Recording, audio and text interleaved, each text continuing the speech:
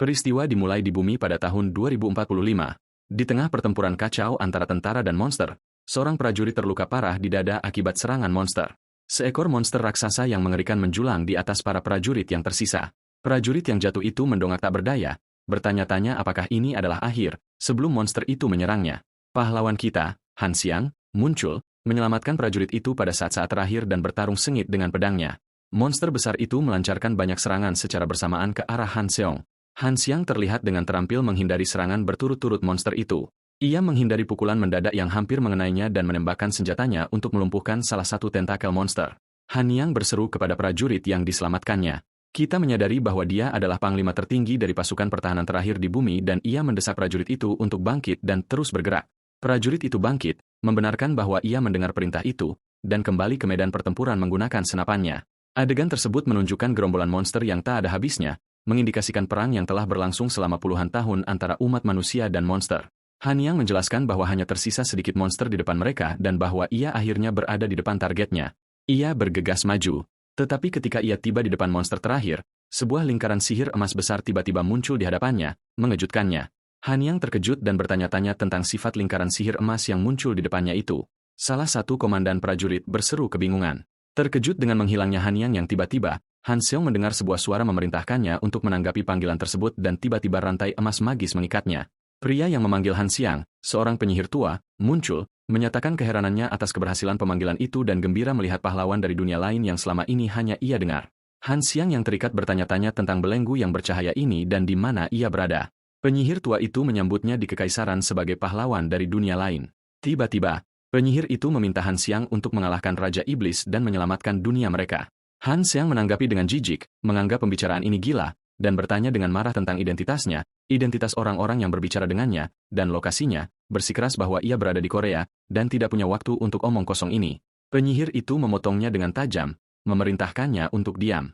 Ia kemudian mengaktifkan ikatan perjanjian magis, Gaas, yang menyebabkan Han Xiang merasakan rasa sakit yang luar biasa hingga membuatnya berteriak. Penyihir itu mengatakan kepadanya bahwa jika ia mendengarkan ketika diminta dengan baik, sihir itu tidak akan menyakitinya. Han Xiang menderita kesakitan, berpikir dengan marah bahwa penyihir itu tidak pernah memintanya dengan baik. Penyihir itu mengulangi permintaannya untuk mengalahkan Raja Iblis jahat dan memintanya untuk menyelamatkan kekaisaran saat sebilah pedang tergeletak di tanah di hadapannya. Penyihir itu menambahkan bahwa jika Hanong melakukan ini maka mungkin mereka bisa mengembalikannya ke dunianya. Ia kemudian bertanya apakah ia akan menerima permintaan mereka. Han Xiang terpaksa setuju, dan begitulah Hanong menceritakan bagaimana ia dipanggil ke sebuah kekaisaran di dunia lain dan memulai pertempuran baru sebagai pahlawan. Ia menggambarkan bagaimana ia bertarung tanpa henti dan menjalani misi penumpasan tanpa akhir. Ia menghabiskan waktunya memotong dan membantai berulang kali, memenuhi permintaan kekaisaran yang tak ada habisnya. 3 tahun berlalu, lalu 5, lalu 10 tahun saat ia terus berjuang untuk kekaisaran melawan pasukan Raja Iblis. Ia mengenang mengorbankan masa mudanya untuk akhirnya mengalahkan Raja Iblis Baylor, bermimpi setiap malam untuk kembali ke rumah, percaya bahwa ia akhirnya mendapatkan kebebasannya. Namun, begitu ia menyelesaikan misinya, penyihir tua yang sama datang kepadanya dengan tugas baru. Han Xiang memprotes, bersikeras bahwa ini tidak masuk akal dan melanggar perjanjian mereka. Tetapi penyihir itu menjawab bahwa menyelamatkan kekaisaran tidak berakhir dengan membunuh Raja Iblis. Ia menjelaskan kepadanya bahwa mereka yang menentang perang penyatuan juga harus dilenyapkan untuk mencegah kebangkitan pemberontak dan bahwa hanya ada satu ancaman terakhir yang harus dihadapi Han Yang. Targetnya adalah individu berbahaya bernama Botle dari negara Ksatria Tutonia. Penyihir itu berjanji ia akan mendapatkan kebebasannya setelah melenyapkan pria ini. Penyihir itu bertanya kepadanya dengan nada manipulatif apakah ia akan membantu mereka sebentar lagi. Han Xiang berpikir getir bahwa ia tidak punya pilihan. Ia hanyalah anjing yang dirantai dan ia mengutuk mereka dalam hati. Adegan bergeser ke negara Ksatria Tutonia yang terbakar di mana Han Xiang bertanya-tanya kapan perbudakan ini akan berakhir. Dan di tengah pertempuran melawan Botle, Han Xiang berhasil menusuknya dengan pedangnya. Han Xiang menghadapi lawannya Botle yang menyebutnya naif. Han Xiang menjawab bahwa ia tidak punya pilihan lain. Han Xiang meminta maaf kepada Sir Botle dan Botle mengenalinya, menyebut ia adalah pahlawan dari dunia lain, Hanong. Botle yang terluka mengatakan kepadanya saat ia jatuh ke tanah untuk tidak merasa kasihan karena ia juga akan segera dilenyapkan. Han Xiang berpikir ini sudah berakhir dan ia akhirnya bisa kembali. Tetapi tiba-tiba, Count Brandenburg muncul di belakangnya. Hanong terkejut saat Count itu memberi selamat kepadanya atas pekerjaan yang telah dilakukan dengan baik. Ia menusuknya dari belakang dengan pedangnya. Han Xiang yang terkejut mengenali identitas pria yang menusuknya. Itu adalah Count Brandenburg. Count itu memuji Han Xiang, mengakui bahwa sebagai panglima tertinggi di Ksatria Suci Kekaisaran, ia bertarung dengan berani sampai akhir, tetapi menambahkan dengan mengejek bahwa jarang melihat anjing pemburu dengan kesetiaan seperti itu. Han Sang menyadari kebenaran pahit, menyebut Count itu bajingan, dan membenarkan bahwa janji untuk mengembalikannya ke bumi adalah kebohongan. Count itu bertanya-tanya tentang gunanya memelihara anjing pemburu yang mungkin berbalik dan menggigit tuannya. Count itu mengucapkan selamat tinggal kepada Hanang, dan saat ia jatuh ke tanah, ia berpikir bahwa ia tahu mereka tidak akan membiarkannya pergi dengan damai dan mengutuk mereka semua. Dan saat ia menghembuskan napas terakhirnya dan permata kebangkitan bersinar di dadanya, Han Xiang bersumpah ia tidak akan pernah melupakan penghinaan ini dan bahwa kekaisaran yang menipu dia akan membayar harganya dengan kehancurannya. Malam itu, kehidupan Han Sang menutup matanya sementara kehidupan lain membuka matanya dengan ucapan selamat kepada Duchess atas kelahiran putranya, Dale. Duchess itu menatap lembut pada bayi yang baru lahir, memberitahunya bahwa ia adalah ibunya. Bayi yang baru lahir, Han Xiang, menatapnya dan pada pria yang berdiri di sampingnya dan merasa bahwa wanita itu terlihat familiar. Tiba-tiba, ia ingat dan mengenali pria itu. Itu adalah Duke Jackson, necromancer dan penyihir gelap terbesar di kekaisaran. Han Seong menyadari ini berarti ia berada di Necropolis, pusat sihir hitam kekaisaran dan secara spesifik di menara sihir hitam. Ia ingat bahwa batu kebangkitan, yang hanya memungkinkan satu reinkarnasi, telah berhasil. Ia telah menyembunyikan batu itu secara rahasia selama masa-masanya sebagai anjing pemburu sebagai cara untuk suatu hari memutuskan rantainya, dan nasib kelahiran barunya diserahkan pada takdir. Dan takdir menjadikannya putra tertua dari keluarga Duchal Jackson, salah satu keluarga bangsawan tertinggi di kekaisaran. Bayi itu tersenyum, senang terlahir dengan sendok emas. Ia diam-diam bersumpah bahwa begitu ia tumbuh dewasa dan mempelajari nekromanci, ia akan memusnahkan semua imperial terkutuk itu. Duke Jackson memperhatikan bahwa bayi itu tidak menangis. Duchess yang khawatir meminta perawat untuk memeriksanya dengan cermat, dan perawat mencatat bahwa itu aneh dan napasnya sangat jelas. Bayi itu, Dale, berpikir pada dirinya sendiri bahwa tentu saja ia tidak akan menangis, bertanya-tanya usia berapa mereka pikir dia. Perawat meyakinkan Duchess bahwa napasnya stabil dan tidak perlu khawatir, tetapi Duke bertanya-tanya dengan cemas apakah bayi yang diam itu adalah pertanda buruk. Perawat mengatakan kepadanya untuk tidak khawatir, tetapi menambahkan bahwa jika mereka benar-benar khawatir tentang dia tidak menangis, mereka harus menamparnya sampai ia menangis. Perawat melanjutkan untuk menampar bayi itu, sangat mengejutkannya. Bayi itu, Dale, mengeluarkan suara teredam yang marah dengan setiap tamparan. Duke berkomentar bahwa ia adalah anak yang keras kepala, dan Duchess menambahkan bahwa ia pasti mewarisi kekeras kepalaannya. Duchess tersenyum dan meminta bayi itu diberikan kepadanya untuk dicoba.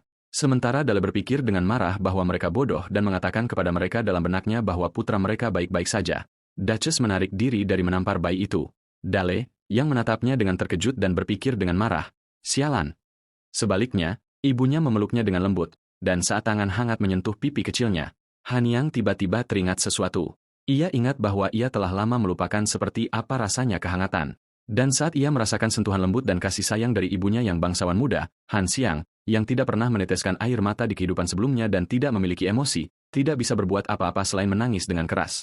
8 tahun berlalu sejak kelahiran Dale. Duke dan istrinya berbicara di kamar mereka di mana ia berkomentar bahwa waktu sepertinya berlalu dengan cepat dan istrinya setuju. Duchess bertanya apakah Dale masih di ruang belajar, mencatat bahwa ia telah tenggelam dalam buku sejak usia 4 tahun.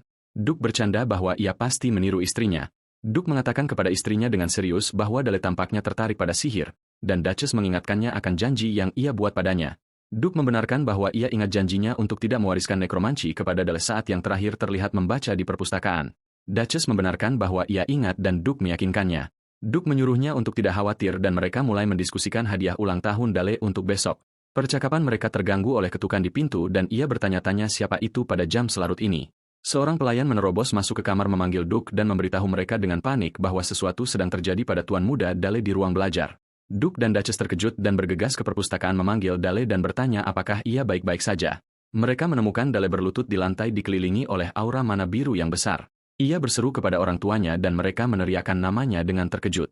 Duchess bergegas memeluk Dale, bertanya dengan cemas apakah ia terluka dan apa yang terjadi, tetapi ia meyakinkannya bahwa ia baik-baik saja. Duke berdiri dengan termenung, mencatat bahwa ia bisa merasakan mana di udara. Ia berpikir dengan takjub bagaimana Dale, yang baru berusia 8 tahun, sudah mampu melakukan ini. Kemudian ia berseru kepada putranya. Duke bertanya kepada putranya dengan serius apakah ia yang melepaskan mana dari tubuhnya. Dale panik secara internal, menyadari ia membuat kesalahan dan bahwa mereka akan menganggap ini aneh. Dale berpikir bahwa ia bahkan tidak tahu ia bisa melepaskan mana secepat ini dan khawatir bahwa mereka mungkin mencurigai identitas aslinya jika ia tidak menjawab dengan cepat. Tetapi Duke tersenyum dan menepuk kepala Dale, berkata, "Ini anakku." Duke menambahkan bahwa sayang sekali ia tidak bisa mengajarinya nekromanci. Dale terkejut, berpikir, "Aku tidak bisa belajar nekromanci dari ayahku." dan bertanya-tanya dengan cemas tentang balas dendamnya. Duchess meminta Dale untuk kembali ke kamarnya, meyakinkannya bahwa para pelayan akan membersihkan kekacauan itu. Saat Dale pergi, Duke memanggil istrinya, Elena, dan memberitahunya sambil tersenyum bahwa ia baru saja memikirkan hadiah yang cocok untuknya. Kemudian, pada perjamuan ulang tahun Dale, para bangsawan berkumpul, berkomentar bahwa semua bangsawan dari wilayah Black Duke hadir di perjamuan besar ini. Para tamu bertanya-tanya kapan tuan muda akan muncul. Di lantai 2 aula perjamuan, Dale duduk sendirian, merasa bosan dengan kebisingan, mencatat bahwa pesta itu tampaknya terlambat. Ia berpikir betapa melelahkannya bagi semua orang ini untuk berkumpul hanya untuk merayakan ulang tahunnya. Ia menghubungkan perasaannya yang aneh dengan kebiasaan diperlakukan buruk selama masanya sebagai pahlawan dan bahwa diperlakukan sebagai tuan muda masih terasa canggung baginya. Ia disibukkan bukan dengan pesta tetapi dengan kekhawatirannya tentang meja yang ia hancurkan beberapa hari yang lalu. Ia ingat bagaimana mananya benar-benar lepas kendali hanya dengan memikirkan kehidupan masa lalunya sebagai pahlawan. Ia bertanya-tanya dengan penasaran siapa yang meninggalkan biografi pahlawan itu untuknya. Ia memutuskan bahwa tubuhnya saat ini terlalu berbakat untuk menyerah pada ide belajar nekromansi. Ia bertanya-tanya bagaimana cara meyakinkan ayahnya. Mengingat ia mendengar ayahnya menyebutkan sebuah hadiah. Ia berpikir untuk meminta untuk belajar nekromansi sebagai hadiah, tetapi dengan cepat menepis ide itu, menyadari tatapan orang tuanya membuatnya mustahil. Saat ia tenggelam dalam keputusasaan, ibunya, Duchess Elena, tiba dan memberitahunya bahwa ia telah menunggu cukup lama. Dale menyapa ibunya dan ibunya mengucapkan selamat ulang tahun ke-8 kepadanya. Ia memperhatikan seseorang berdiri di belakang ibunya dan bertanya siapa itu. Ibunya mendorongnya untuk maju dan menyapa mereka. Ibunya memperkenalkan tamu itu. Ia adalah salah satu tetua dari Menara Sihir Biru, seorang wanita elf bernama Miss Sabia, roh bijaksana dan ahli dalam sihir elemen air. Ibunya mengumumkan bahwa Miss Sabia akan menjadi guru barunya. Dale terkejut saat dia melangkah maju, mengatakan dia berharap dapat bekerja dengannya. Ibunya mengucapkan selamat ulang tahun lagi kepadanya. Dale dengan cepat menganalisis situasi tersebut. Mereka telah menunjuknya sebagai guru dari Menara Sihir. Ia menyimpulkan bahwa mereka berencana membuatnya belajar sihir elemen air yang dikenal karena fokusnya pada pertahanan dan gangguan, yang menegaskan kepadanya bahwa ibunya benar-benar bertekad untuk menjauhkannya dari sihir gelap. Kemudian, Miss Sabia meminta untuk berbicara dengan Dale sendirian, dan ia setuju. Sabia membenarkan kepadanya bahwa ia disewa untuk mengajarinya hanya sihir elemen air. Ia bertanya kepadanya dengan cerdik apakah ia merasa kecewa, menebak bahwa ia ingin belajar jenis sihir lain. Dale terkejut dengan ketajaman penglihatannya, dan Sabia menjelaskan bahwa wajar baginya untuk ingin belajar nekromansi dan sihir gelap ayahnya. Ia menambahkan bahwa kondisi pernikahan Black Duke adalah fakta yang terkenal di seluruh kekaisaran. Sabia menceritakan kisahnya. Ketika Duke merayu Lady Elena, dia takut akan reputasinya yang gelap. Demi dia berjanji tidak akan mewariskan pekerjaannya kepada anak-anaknya. Sabia mengenang hari pernikahan ketika para tetua Menara Sihir Hitam hadir mengenakan pakaian putih bersih alih-alih jubah hitam biasa mereka. Ia menjelaskan bahwa pernikahan ini didirikan di atas sumpah itu, jadi mempelajari sihir gelap akan sulit untuk saat ini, tetapi ia berjanji ia akan menemukan cara untuk meyakinkan Lady Elena di masa depan. Ia memintanya untuk saat ini mengikuti ajarannya. Dale membalas dengan sebuah pertanyaan. Ia mengingatkannya bahwa sebagai seorang elf, ia menghargai hukum alam dan bertanya apakah ia tidak menganggap sihir hitam dan nekromansi, membangkitkan orang mati, sebagai sesuatu yang menjijikan. Sabia tersenyum, menganggap pertanyaannya menarik. Ia menjawab dengan pertanyaan lain, bertanya kepadanya tentang kekuatan suci para pendeta yang juga membangkitkan orang mati, dan bertanya apakah itu dianggap sebagai kehendak alam.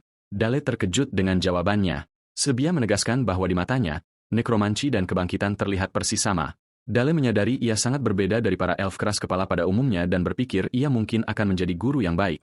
Sabia menyarankan agar mereka memulai pelajaran mereka. Ia menyebutkan ia mendengar ia membentuk fragmen monocircle beberapa hari yang lalu dan tujuan pertama mereka adalah memperluas fragmen-fragmen itu untuk membentuk lingkaran pertamanya. Dale menyambut ide itu karena semua buku sihir yang ia baca membutuhkan lingkaran pertama dan ini adalah kesempatan sempurna untuk membentuknya. Sabia memintanya untuk meletakkan tangannya di jantungnya dan berkonsentrasi. Saat ia mulai berkonsentrasi, Sabia menjelaskan kepadanya bahwa dunia ini tidak seperti bumi, penuh dengan mana. Tetapi kecuali seseorang adalah makhluk purba seperti naga, mustahil untuk menangani mana mentah yang belum diproses. Karena alasan ini, seseorang membutuhkan sesuatu untuk menyaring dan memproses mana mentah itu, yaitu lingkaran mana di jantung. Ia menyimpulkan pelajaran pertama dengan menjelaskan prosesnya. Ia harus mengumpulkan fragmen monocircle yang tersebar di sekitar jantungnya, merakitnya, dan kemudian membuat lingkaran yang telah selesai berputar dengan stabil di sekitar jantung. Dale memahami penjelasan gurunya Sabia. Menyadari bahwa lingkaran itu adalah ukiran jalur aliran mana di jantung, Sabia memintanya untuk mulai perlahan berlatih memutar mana di sekitar jantungnya.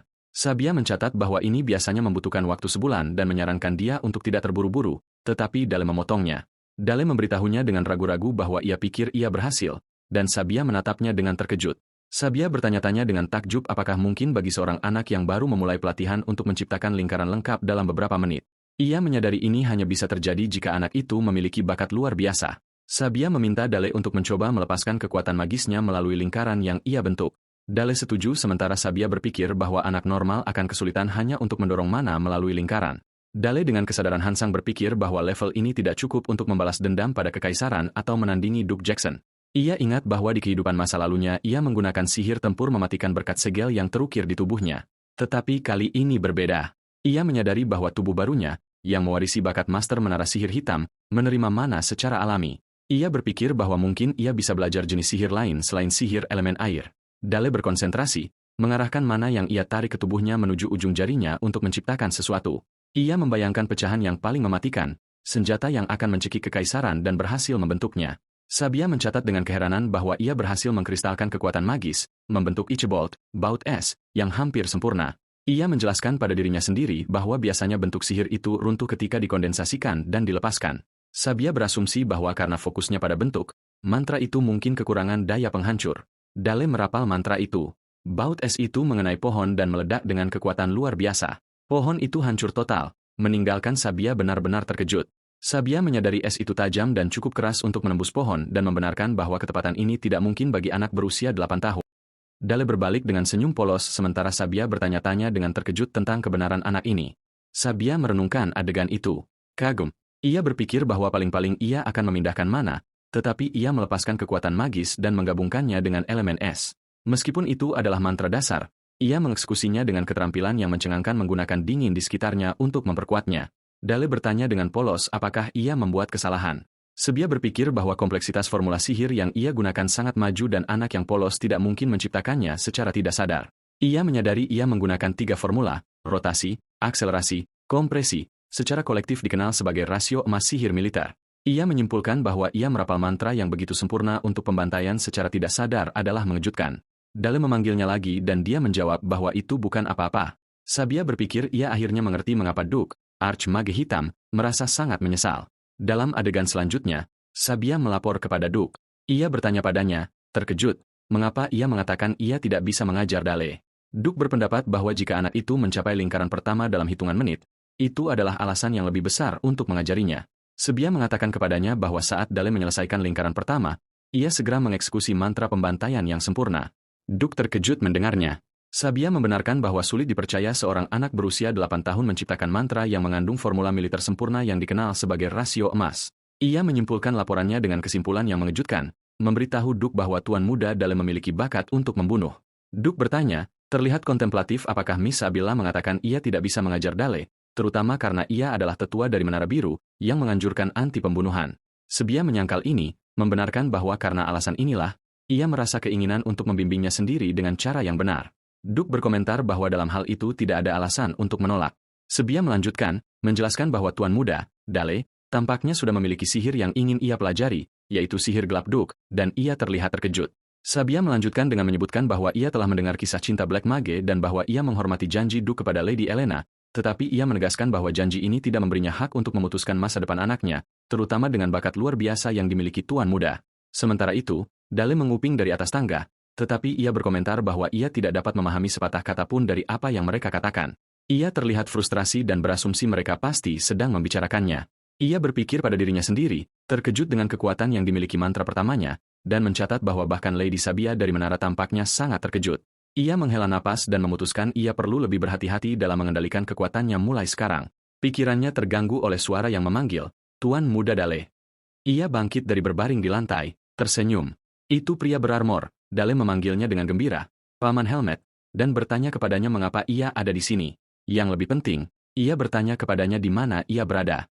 Helmet menjawab sambil tertawa bahwa ia sedang menjalankan tugasnya melindungi Kadipaten. Ia menjelaskan bahwa ia sedang menyapu monster yang menakutkan, lalu mengangkat Dale ke dalam pelukannya. Dale tersenyum dan mengerti bahwa pamannya sedang menaklukkan Dungeon. Dale berpikir, menjelaskan bahwa di dunia ini, munculnya Dungeon atau banjir monster adalah peristiwa besar bagi provinsi manapun, dan ini telah terjadi sejak era Raja Iblis. Kerusakan yang disebabkan oleh serangan monster pada pemukiman tidak kecil. Oleh karena itu, tugas utama para ksatria provinsi adalah menaklukkan Dungeon-Dungeon yang belum ditundukkan di bekas tanah Raja Iblis, atau melenyapkan monster yang meluap akibat pelanggaran Dungeon Breach. Dale menjelaskan bahwa situasi di Kadipaten Saxon beberapa kali lipat lebih buruk dan alasannya adalah dia, maksudnya Hansang di kehidupan sebelumnya. Dale menjelaskan bahwa setelah dia mengalahkan Raja Iblis di kehidupan sebelumnya, Adipati Saxon diperintahkan untuk menaklukkan monster di tanah Raja Iblis yang telah diberikan kepadanya sebagai seorang pencuri dan mengubahnya menjadi tanah kekaisaran. Dia menggambarkan ini dengan istilah profesional sebagai melewatkan pekerjaan kotor kepada orang lain. Kembali ke masa kini, Dale meminta Paman Helmet untuk tidak terluka. Yang terakhir tersentuh mendengar kekhawatiran tuan muda itu. Saat itu, sang Adipati tiba. Dale memanggil ayahnya. Helmet menyambut Adipati, yang berterima kasih kepadanya sambil tersenyum atas kerja kerasnya dalam kampanye. Adipatni Elelanena tiba, bertanya-tanya mengapa semua orang berkumpul. Dale bertanya-tanya apa yang diinginkan ibunya. Elelena memanggil Dale dengan gembira, memberitahunya bahwa dia mendengar dia mencapai lingkaran pertama, menggambarkannya sebagai hal yang menakjubkan. Saat dia mengusap-usapnya, sang Adipati juga tersenyum dan memberi selamat kepada Dale, memberitahunya bahwa jika ada sesuatu yang dia inginkan, dia harus segera memberitahu ayahnya. Dale ragu-ragu, bertanya-tanya apakah meminta untuk belajar nekromansi akan terlihat terlalu licik. Dia mencoba memikirkan keinginan yang normal untuk anak seusianya. Kemudian Dale tiba-tiba mengumumkan bahwa dia ingin seorang adik perempuan. Sang Adipati dan Adipatni terkejut dan tersipu. Adipati menjawab dengan ragu dan malu bahwa dia akan mencoba. Dale menyemangati mereka. Kapten Helmet terbaring di luar menara sambil tertawa, sementara salah satu ksatria memintanya untuk berhenti tertawa menanggapi permintaan aneh Dale. Sementara itu, Dale berbaring di tempat tidurnya, berpikir betapa melelahkannya berpura-pura polos dan murni pada usia mentalnya yang sebenarnya. Dia merasa lelah dan bertanya-tanya apakah itu karena menggunakan sihir. Tiba-tiba, rasa sakit yang hebat menyerangnya. Dale melihat Brandenburg dalam mimpi buruk dari masa lalunya sebagai Hansang, menyambutnya dan mengatakan sudah lama tidak bertemu. Brandenburg mencibirnya, menyebutnya pelintat-pelintut dan betapa dia menjadi lunak dengan mudah. Dia terus mencibirnya, bertanya apakah dia bahagia sekarang dengan kehidupan barunya, orang tua yang baik, dan rumah, menyiratkan bahwa karena punggungnya hangat dan perutnya kenyang, dia tidak lagi peduli dengan balas dendam. Kemudian wajahnya berubah menjadi senyum sinis, memperingatkan Hanong bahwa kekaisaran akan menemukannya. Dan dia meyakinkannya bahwa mereka akan mencarinya tanpa henti sampai mereka melenyapkannya dan menghapus semua jejaknya dari dunia ini. Dale tiba-tiba terbangun terengah-engah dan mendapati mana meledak dengan hebat di sekitarnya. Dia mencengkeram dadanya kesakitan, merasa seperti jantungnya akan meledak. Dale menyadari ini adalah luapan mana overflow, yang hanya pernah dia dengar dan mengutuk orang-orang kekaisaran terkutuk itu. Dia berpikir bahwa mereka tidak akan meninggalkannya sendirian. Bahkan pada akhirnya, dia pergi keluar untuk mencari udara dingin, berharap merasa lebih baik. Tapi luapan itu bertambah buruk. Guru Sabia tiba-tiba muncul, mencatat bahwa dia tampaknya kesakitan, yang mengejutkan Dale. Sabia mendiagnosis kondisinya sebagai luapan mana, yang diharapkan untuk anak berbakat seperti dia. Tetapi dia merasakan perasaan berbahaya memancar darinya. Sabia meletakkan tangannya di atas Dale untuk menenangkan mana. Berpikir bahwa jika kebencian memenuhi sihir anak ini di masa depan, itu akan terlambat. Dia berhasil menenangkan mana yang meledak. Dale memperhatikan luapan mana telah menghilang. Sabia memanggil namanya dan dia merespons. Sabia menjelaskan kepadanya bahwa esensi sihir adalah cermin dari hati. Itulah sebabnya sifat mantra yang sama berbeda tergantung pada perapal. Dia memberitahunya bahwa sihirnya membawa bakat bawaan untuk mengambil kehidupan, bakat yang sangat berbahaya. Dan saat dia mengatakan ini, dia menyerahkan sebuah buku kepadanya. Dan untuk alasan inilah, Sabia merasa beruntung bahwa dialah yang bisa mengajarinya. Dale terkejut ketika melihat buku itu, menyadari itu adalah buku mantra nekromansi. Sabia tersenyum, mengatakan dia juga merasa bahwa takdirlah yang membawanya kepadanya dan mengucapkan selamat ulang tahun padanya. Dale sangat tersentuh dan memeluk gurunya, yang terkejut, dan kemudian menepuk kepalanya, menggodanya bahwa dia masih anak manja pada usia ini. Beberapa hari kemudian, Dale dan Sabia pergi ke dataran di luar gerbang utara. Dale bertanya tentang kelinci itu. Sabia membenarkan keberadaan kelinci itu dan memintanya untuk mengingat saat-saat dia pergi berburu bersama ayahnya. Dale bersiap. Dale fokus pada kelinci itu dan melepaskan mantra es mematikan padanya. Sabia mengawasinya, mencatat bahwa meskipun dia baru saja mengambil nyawa, tidak ada getaran di jari-jarinya. Dia memanggil namanya, berpikir bahwa bahkan dengan sihir yang sama, bentuk setiap perapal tetap unik tanpa batas. Guru Sabia melanjutkan pelajarannya, membahas apa yang terjadi dengan kelinci. Dia bertanya kepada Dale apakah dia tahu mengapa jari-jarinya tidak bergetar ketika dia mengambil nyawa. Dia menjawab bahwa dia tidak yakin, jadi dia menjelaskan bahwa sihir pada dasarnya seperti cermin yang mencerminkan pikiran. Itu mewujudkan apa yang ada di hati perapal melalui partikel mana, itulah sebabnya sihir selalu mengungkapkan pikiran batin penggunanya. Dale mendengarkan dalam diam. Sabia melanjutkan, menjelaskan bahwa bahkan nama mantra seperti Firewall hanyalah sarana untuk memperbaiki imajinasi dengan gambaran mental yang jelas, dan bahwa sihir di menara yang berbeda tidak berbeda dari prinsip ini. Menara merah menghargai keteraturan melalui kekuatan, sementara menara biru menghargai keteraturan melalui harmoni. Dia mencatat bahwa filosofi setiap menara tercermin dalam bentuk sihirnya. Dia menambahkan bahwa ada menara lain selain merah dan biru, seperti hitam, putih, dan hijau, masing-masing dengan filosofi sendiri. Kemudian dia tiba-tiba berhenti, memberitahu Dale bahwa pelajaran ini masih terlalu dini untuknya, membuatnya bingung. Sabia kemudian beralih ke mengajarkan kepadanya dasar-dasar pertama nekromansi, mengubah mayat menjadi zombie, menggunakan mayat kelinci yang dia bunuh sebelumnya. Dia menjelaskan bahwa sihir ini mengandalkan membangkitkan mayat menggunakan mana untuk dikendalikan oleh perapal. Dale menerapkan pelajaran itu, menempelkan benang magis ke kepala, tulang belakang, dan lutut mayat. Dale berhasil mengendalikan aliran energi magis dan gurunya memujinya. Dia kemudian memintanya untuk mencoba mantra berikutnya dan Dale setuju saat zombie kelinci dengan aura ungu berdiri di depannya. Dale memfokuskan energinya untuk merapal mantra perisai beku, Frozen Armor. Dia berhasil menyelimuti zombie kelinci dalam baju besi es. Sabia mencatat bahwa bentuk baju besi yang dia buat sangat bagus. Dia tersenyum dan memberitahunya sudah waktunya untuk menguji kemampuan bertahannya dan bersiap untuk meluncurkan mantra es miliknya sendiri. Sabia meluncurkan bola es yang kuat ke arah kelinci berbaju besi. Baju besi berhasil memblokir serangan sebelum hancur, dan Dale bersukacita atas keberhasilannya memblokir serangan gurunya. Sabia memujinya lagi dan memperhatikan bahwa dia terlihat ingin mengatakan sesuatu, jadi dia bertanya apakah dia punya permintaan. Dale menjawab dengan sangat antusias dalam bentuk afirmatif. Dale meminta gurunya untuk membantunya menguasai sihir elemen air juga, di samping nekromansi. Cibia tersenyum, lalu mengejutkannya dengan penolakan tegas. Dale terkejut mendengar jawabannya. Dia menjelaskan kepadanya bahwa apa yang dia lakukan hari ini hanyalah dasar-dasar sihir air. Dia menjelaskan bahwa sihir air, seperti jenis sihir lainnya, membutuhkan pemahaman yang lebih dalam dan wawasan yang lebih maju saat seseorang mendalaminya, yang membuatnya semakin sulit. Dia menambahkan bahwa untuk pemula normal, mempelajari bahkan satu mantra itu sulit. Mengenai gagasan menjadi penyihir ganda dan menggunakan dua jenis sihir sekaligus, itu sangat sulit pada usianya dan terlihat seperti ambisi yang berlebihan baginya. Dale terkejut mendengar kata ambisi dan berpikir dalam hati bagaimana dia masih melihatnya tidak memadai setelah semua kemampuan yang dia tunjukkan padanya. Dia merasa kecewa, mengingat dia berjanji padanya mereka akan menemukan jalan bersama. Sementara dia dalam keadaan ini, Sabia mengakhiri pelajaran untuk hari itu. Malam itu, Dale berada di ruang belajar, bertekad untuk membuktikan dia bisa mengatasinya sendiri. Dia membenamkan dirinya dalam belajar mandiri, dikelilingi oleh cahaya energi sihir gelap, bertekad untuk belajar sihir bahkan tanpa bimbingan langsung. Kemudian, keesokan paginya, gurunya, Sabia, memanggilnya, mencatat bahwa dia terlihat kelelahan. Sabia bertanya bagaimana kabarnya dan apakah dia kurang tidur, dan Dale menjawab bahwa dia begadang sedikit larut untuk menyiapkan sesuatu. Sabia menasihatinya untuk tidak terlalu memaksakan diri, dan Dale setuju. Kemudian di dataran bersalju, Dale mulai menunjukkan apa yang dia siapkan, menggabungkan lingkaran sihir gelap dengan sihir es, menerapkan Frozen Armor yang ditingkatkan dengan paku pada zombie kelinci. Sabia mengawasinya dan berkomentar bahwa dia telah menguasainya sepenuhnya. Tiba-tiba, baju besi es hancur dan meledak menjadi pecahan tajam, mengejutkan Sabia, yang bertanya-tanya apakah ini adalah ledakan beku, Frost Explosion. Tapi itu tidak berakhir di situ. Saat zombie kelinci mulai mengumpulkan energi gelap, kelinci itu melepaskan ledakan mayat, Corpse Explosion. Pecahan es yang terbang dikombinasikan dengan ledakan gelap dalam serangan gabungan menuju Sabia. Sabia mendapati dirinya dalam hujan pecahan es dan energi gelap.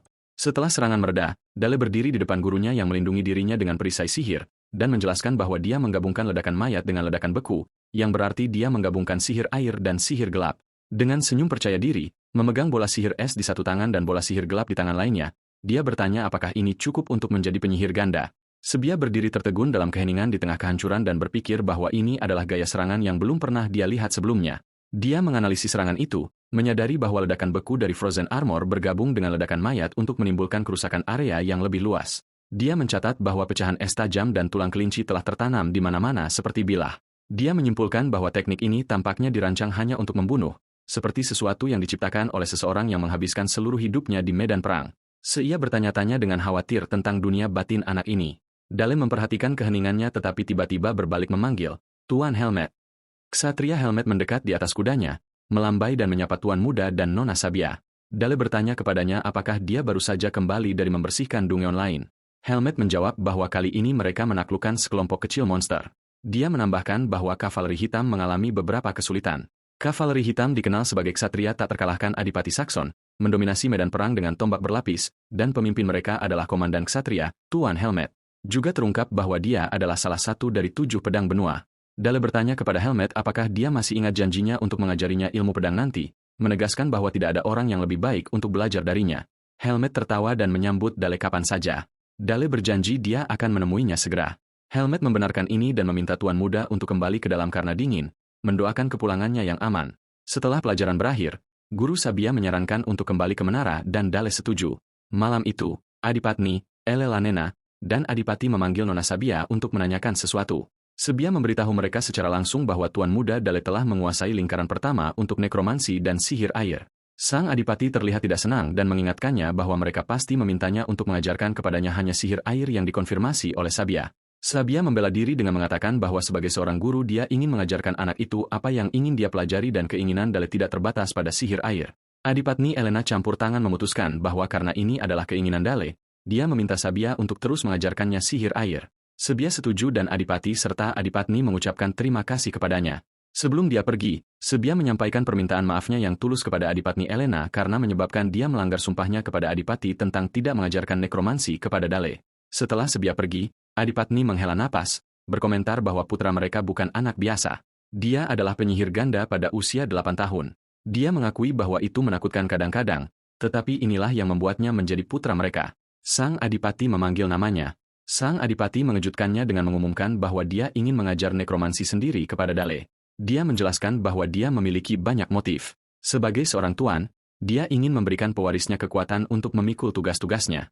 Sebagai seorang penyihir, dia ingin mengambil murid berbakat ini.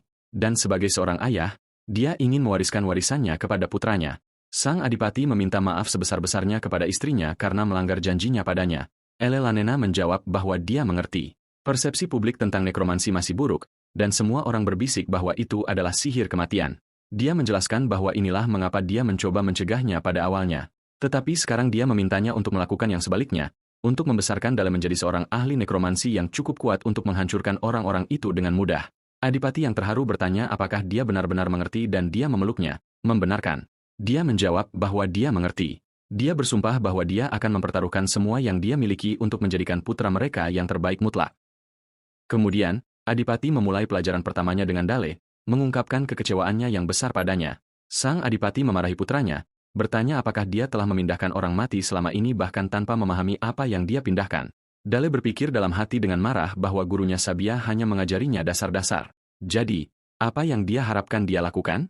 Dale menjelaskan bahwa segera setelah dia menunjukkan kepada ayahnya dasar-dasar yang dia pelajari, ayahnya segera membawanya ke bengkel sihir Adipati Hitam yang terletak di ruang bawah tanah kastil. Sang Adipati memberitahu Dale dengan tegas bahwa selama dia berlatih dengannya, dia harus sepenuhnya melupakan penggunaan sihir primitif semacam itu. Sang Adipati mengumumkan bahwa pelajaran pertama akan dimulai dengan menghafal struktur kerangka dan otot lengkap dari setiap makhluk hidup. Dale dikelilingi oleh tumpukan besar buku dan dengan lemah menjawab ayahnya dengan oke. Dale menyadari buku-buku ini adalah teks yang sangat terspesialisasi yang hanya akan ditemui oleh dokter di dunia lamanya. Setelah menghabiskan berhari-hari menghafal setiap kata, ayahnya akhirnya memberitahunya bahwa dia telah menyelesaikan dasar-dasar. Dale senang bahwa dia akhirnya akan belajar sihir praktis. Sang Adipati menegaskan bahwa pelajaran yang sebenarnya akan dimulai sekarang. Mereka berdiri di depan mayat goblin dan Dale bertanya-tanya dengan terkejut. Sang Adipati tersenyum, memperhatikan kebingungan putranya. Sang Adipati menjelaskan bahwa seorang penyihir yang tidak terampil hanya dapat memindahkan mayat seorang master pedang sebagai zombie belaka, sementara penyihir yang terampil dapat menciptakan ksatria kematian dari mayat seorang prajurit kaki biasa. Sang Adipati menunjuk ke mayat goblin di depannya, mengatakan bahwa saat ini mereka memiliki satu prajurit mayat hidup di sini. Kemudian dia bertanya kepada Dale dengan menantang, bagaimana kamu akan memindahkannya? Dale memulai usahanya untuk memindahkan mayat goblin, tetapi dia menyadari itu jauh lebih sulit daripada kelinci. Goblin adalah makhluk bipedal dengan banyak tulang dan membutuhkan koneksi benang mana yang jauh lebih kompleks. Dia berjuang keras untuk mengendalikan mayat, yang bergerak sangat lambat dan kaku. Dia merasa seperti sedang mengendalikan boneka yang rumit. Dale bertanya-tanya apakah dia membuat kesalahan dengan menggunakan sihir rigor mortis untuk meningkatkan pertahanan mayat karena sendi dan ototnya menjadi terlalu kaku untuk bergerak, dan dia berdiri tak berdaya, tidak tahu harus berbuat apa. Sang Adipati campur tangan, menjelaskan kepada Dale bahwa ide mempercepat rigor mortis untuk memperkuat mayat itu bagus, tetapi kekurangannya adalah membatasi gerakan terlalu banyak. Sang Adipati meminta putranya untuk menonton, lalu mengambil kendali mayat itu sendiri dengan aura sihir gelap. Dale terkejut saat dia melihat ayahnya dengan mudah menganimasikan mayat itu. Sang Adipati menjelaskan bahwa sangkar rusuk pada dasarnya adalah organ yang fungsinya untuk melindungi organ dalam. Dia bertanya, karena orang mati tidak perlu melindungi bagian dalam mereka, mengapa kita mempertahankannya seperti apa adanya? Sang Adipati segera mengubah bentuk mayat, mengubah sangkar rusuk menjadi bilah tajam dan cakar yang menonjol. Sang adipati menjelaskan kepada putranya bahwa dia harus memahami struktur makhluk di depannya, lalu mengubah bentuknya agar sesuai dengan tujuannya. Dia menyimpulkan bahwa ini adalah fondasi sihir gelap. Dale memanggil ayahnya dengan kagum. Dale bertanya kepada ayahnya tentang filosofi yang diikuti oleh Menara Hitam. Sang adipati menjawab dengan satu kata, kebenaran. Sang adipati menjelaskan bahwa kebenaran selalu ditemukan di dalam kematian, dan untuk alasan ini, mereka harus memahami bobot kehidupan untuk mencapai kebenaran itu. Saat adipati meletakkan tangannya di bahu Dale, ingatan menyakitkan dari kehidupan masa lalunya sebagai Hanyang kembali padanya, di mana seorang pria berlutut di depannya di tengah api, memohon pahlawan besar untuk menyelamatkan hidupnya. Hanyang mengabaikannya dan mengangkat pedang berlumuran darahnya untuk membunuhnya. Ingatan ini mengirimkan getaran dingin ke tulang belakang Dale, dan adipati memperhatikan wajahnya yang pucat dan bertanya apakah dia baik-baik saja. Dale dengan cepat menggelengkan kepalanya dan meyakinkan ayahnya bahwa dia baik-baik saja. Narasi menjelaskan bahwa saat keterampilan magis Dale tumbuh dari hari ke hari, berita tentang Adipati Saxon yang mengajarkannya sihir hitam menyebar ke seluruh kekaisaran. Pelanggaran sumpah adipati, janji pernikahannya, menyebabkan kejutan besar di kalangan bangsawan. Dan orang yang bertanggung jawab untuk ini, Dale, menjadi pusat pengawasan dan perhatian intens dari banyak orang, termasuk para bangsawan kekaisaran. Para bangsawan kekaisaran, yang mulai mengawasinya tanpa henti. Beberapa minggu kemudian di tempat latihan Duchi, Dale ditunjukkan berlatih ilmu pedang dengan serius dengan pedang kayu melawan Paman Helmet. Mereka bertukar pukulan sengit dan Dale berhasil menjatuhkan pedang dari tangan Helmet. Di tengah keterkejutan Helmet, pedangnya jatuh ke tanah. Helmet tertawa, memuji tuan muda dan menyebut gerakannya mengesankan. Dale menjawab bahwa tidak mungkin bagi seorang ksatria seperti dia untuk menjatuhkan pedangnya dengan mudah. Dale menuduh Helmet mengalah padanya. Helmet sangat menyangkal ini, bersikeras dia menggunakan ilmu pedang praktis dan bahwa orang normal manapun akan mati karena satu pukulan. Helmet memuji keterampilan luar biasa Dale dengan pedang, berkomentar bahwa sangat disayangkan dia adalah seorang penyihir. Dia menambahkan bahwa karena penyihir selalu dilindungi oleh penjaga dan sihir pertahanan. Tidak ada kebutuhan nyata bagi Dale untuk berlatih sekeras ini dan bertanya kepadanya mengapa dia melakukannya. Helmet memperhatikan tangan Dale yang diperban dan menasihatinya untuk tidak memaksakan diri sampai cedera. Dale membenarkan bahwa dia punya alasan, tentu saja. Dale menjelaskan sambil tersenyum bahwa akan menyedihkan jika putra Adipati Saxon hanya mengandalkan penjaga dan sihir pertahanan. Dia menambahkan bahwa memiliki kesempatan untuk berlatih secara pribadi di bawah salah satu dari 7 pedang benua adalah sesuatu yang tidak boleh dia lewatkan. Helmet tertawa terbahak-bahak, terkesan dengan jawaban Dale dan mengatakan dia tidak memiliki keinginan yang lebih besar daripada memiliki putra seperti dia. Dale tersenyum, mengatakan hari dia menerima pujian tinggi dari Helmet akhirnya tiba. Saat itu, Adipatni Elelena tiba, mengomentari semangat tinggi mereka. Dale dengan cepat menyambutnya. Dale bertanya padanya mengapa dia datang ke tempat dingin ini dan dia menjawab bahwa dia datang untuk melihat seberapa keras putranya bekerja. Dia menambahkan bahwa dia juga punya berita untuk dibagikan kepadanya dan mengingatkannya tentang hadiah ulang tahun yang dia minta. Dale terlihat bingung mencoba mengingat hadiah yang dia minta. Sebuah kilas balik menunjukkan dia meminta orang tuanya untuk seorang adik perempuan. Dale terkejut mendengar ini. Ibunya tersenyum dan memberitahunya dia harus merawat adik perempuannya dengan baik. Dale merespons dengan antusiasme yang luar biasa bahwa dia pasti akan melakukannya. 10 bulan kemudian, Dale ditunjukkan sedang melihat adik perempuannya yang baru lahir. Ibunya bertanya apakah dia membuatnya takjub dan dia menjawab ya. Kagum dengan betapa kecilnya dia. Dale menyentuh pipi bayi itu, berkomentar bahwa dia masih tidak percaya dia adalah adiknya dan menggambarkannya sebagai menakjubkan. Ibunya bertanya apakah dia ingin menggendongnya, dan Dale ragu-ragu dengan gugup. Ibunya mendorongnya untuk tidak mundur, dan Adipati meyakinkannya bahwa menggendongnya tidak sulit dan bahwa dia merasa mudah ketika dia mencoba. Dale menggendong adik perempuannya, dan ibunya bertanya apa yang dia pikirkan, mengatakan dia terlihat persis seperti dia. Adipatni Elena mencatat dengan terkejut bahwa bayi itu banyak menangis ketika ayahnya menggendongnya, tetapi dia tidak mengeluarkan suara di pelukan Dale saat bayi itu tersenyum damai. Sang Adipati bertanya kepada putranya Dale bagaimana perasaannya menggendong adik perempuannya di pelukannya. Dale menjawab ayahnya bahwa meskipun dia seringanan bulu, dia merasakan beban yang besar. Sang Adipati menjelaskan kepadanya bahwa ini adalah bobot kehidupan dan menasihatinya untuk tidak pernah melupakan perasaan ini. Sang Adipati mengingatkan putranya Dale bahwa sudah waktunya untuk pelajarannya dan Nona Sabia menunggunya. Adegan bergeser ke dataran bersalju di mana Guru Sabia memberitahu Dale bahwa hari ini mereka akan melakukan duel latihan praktis. Dale bertanya dengan ragu apakah dia benar-benar bisa menyerangnya dan Sabia mendorongnya untuk tidak ragu dan menggunakan semua yang dia miliki. Dale setuju dan mulai menyiapkan lingkaran sihir. Sabia mempersiapkan dirinya juga, berpikir bahwa dia akan melihat seberapa banyak peningkatan yang telah dia buat. Dale memulai serangan dengan meluncurkan bola es besar ke arah gurunya. Sabia menerima serangan itu dengan mudah, menangkap bola es di tangannya, dan menghancurkannya, berkomentar bahwa itu terlalu lambat untuk gerakan pembukaan. Dia mengejeknya saat dia memegang pecahan es yang tersisa sementara Dale berdiri terkejut dengan reaksinya. Sabia mengejutkan Dale dengan melemparkan pecahan itu padanya dengan paksa, berteriak padanya untuk mengangkat penghalang pertahanannya. Proyektil es menghantam tanah, menyebabkan ledakan di lokasi Dale. Dale bangkit dari tanah, berpikir bahwa jika dia tidak berhasil memblokir serangan, dia akan terluka parah. Sabia mengawasinya, berpikir dengan kagum bagaimana dia berhasil merapal mantra perisai es dalam waktu singkat itu untuk melindungi dirinya sendiri. Sabia menggambarkan penampilannya sebagai luar biasa dan memintanya untuk mencoba lagi. Dale merespons dengan fokus pada formula sihir baru, dinding es. Dale meletakkan tangannya di tanah dan menjalankan mantra, memerintahkan dinding es untuk naik. Sabia terkejut dengan gerakan ini, bertanya-tanya mengapa dia menggunakan mantra pertahanan seperti dinding es di tengah duel. Sabia menyadari bahwa Dale menggunakan formula untuk memperkuat ikatan molekuler es, secara signifikan meningkatkan kepadatannya menjadi sekeras baja. Dia terus bertanya-tanya tentang alasan untuk gerakan pertahanan ini, menebak bahwa mungkin dia membutuhkan waktu sejenak untuk mengatur napas setelah serangan terakhirnya. Tetapi di balik dinding, Dale sedang menyiapkan mantra baru, ledakan es, formula fragmentasi. Kemudian dia memerintahkan dinding itu untuk meledak.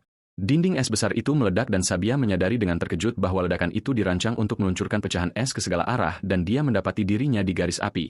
Dale merayakan keberhasilan serangannya sambil memikirkan mantra yang baru saja dia lepaskan. Itu adalah mantra komposit, penghalang es yang sangat keras yang dia kompres lagi dan kemudian menerapkan sihir peledak. Dia menjelaskan dalam pikirannya bahwa karena dia memperkuat ikatan molekuler es terlebih dahulu dan kemudian mengompresnya, dia secara efektif mengubahnya menjadi granat. Dale melihat dengan percaya diri ke arah asap yang mengepul, percaya bahwa kali ini akan sulit bagi gurunya untuk menghindari serangan itu. Dale melihat sosok gurunya di dalam asap dan bertanya dengan khawatir, lalu meneriakkan namanya dengan cemas ketika dia melihat tubuhnya membeku sepenuhnya dan kemudian hancur. Tapi Sabia yang asli tiba-tiba muncul sambil tersenyum di belakang patung es yang menyerupai dirinya, bertanya apakah dia memanggilnya. Dale terkejut, menyadari bahwa apa yang dia lihat hancur hanyalah ilusi. Sabia memuji keterampilan luar biasa, saat luka kecil muncul di pipinya dari serangan itu. Dia mengakui bahwa dia tidak pernah membayangkan seorang penyihir hanya dengan lingkaran pertama bisa melukai seorang tetua menara. Dale dengan cepat meminta maaf, bersikeras dia tidak bermaksud menyakitinya. Sabia meyakinkannya bahwa dia tahu, menambahkan bahwa dia sebenarnya berterima kasih atas luka yang dia berikan padanya hari ini, yang membuatnya sangat bingung. Guru Sabia menjelaskan bahwa dia berterima kasih atas luka itu dan bertanya kepada Dale apakah ini berarti dia cukup mempercayainya untuk menunjukkan kekuatan penuhnya. Sabia berlutut di depannya, menegaskan bahwa sebagai seorang guru, dia tidak bisa lebih bahagia. Dale bertanya apakah dia mengatakan yang sebenarnya, dan dia menjawab, tentu saja, memanggilnya muridnya yang luar biasa. Sabia menepuk kepala Dale, menyatakan keheranannya atas kreasi formula sihir semacam itu.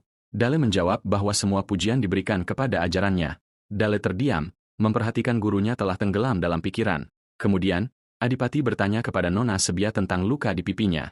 Dia menjawab bahwa itu adalah luka yang dia terima karena ketidakpengalamannya selama pelajaran dengan Tuan Muda, memuji ketajaman mantra yang tak terlukiskan. Sang Adipati menyatakan bahwa dia merasa terus-menerus berhutang budi padanya, tetapi Sabia bersikeras bahwa mengajar murid berbakat adalah kesenangan baginya. Sang Adipati mengambil kesempatan untuk dengan berani meminta bantuan lain padanya. Dia menyuruhnya untuk berbicara dengan bebas. Sang Adipati menjelaskan bahwa mereka telah menerima laporan bahwa gerombolan orc telah melintasi pegunungan dan memasuki tanah mereka. Meskipun itu adalah serangan kecil yang dapat ditangani oleh unit satria kecil, dia telah memutuskan untuk meminta Dale berpartisipasi dalam pertempuran ini. Dia segera keberatan, mengatakan Tuan Muda belum siap.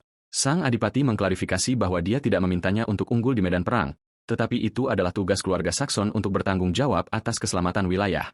Dia menegaskan bahwa sebagai putra tertua, dia tidak terkecuali dan harus memahami tugas ini. Saat Sabia bertanya-tanya dengan cemas apa yang harus dilakukan, Sang Adipati memberitahunya bahwa dia akan menganugerahkan artefak pribadinya kepada Dale dan dia memintanya untuk membimbingnya sehingga dia dapat mengendalikan kekuatan itu. Dijelaskan bahwa artefak itu menyimpan kekuatan dan pikiran yang sangat besar dan dapat digunakan dengan mengorbankan kehidupan atau mana.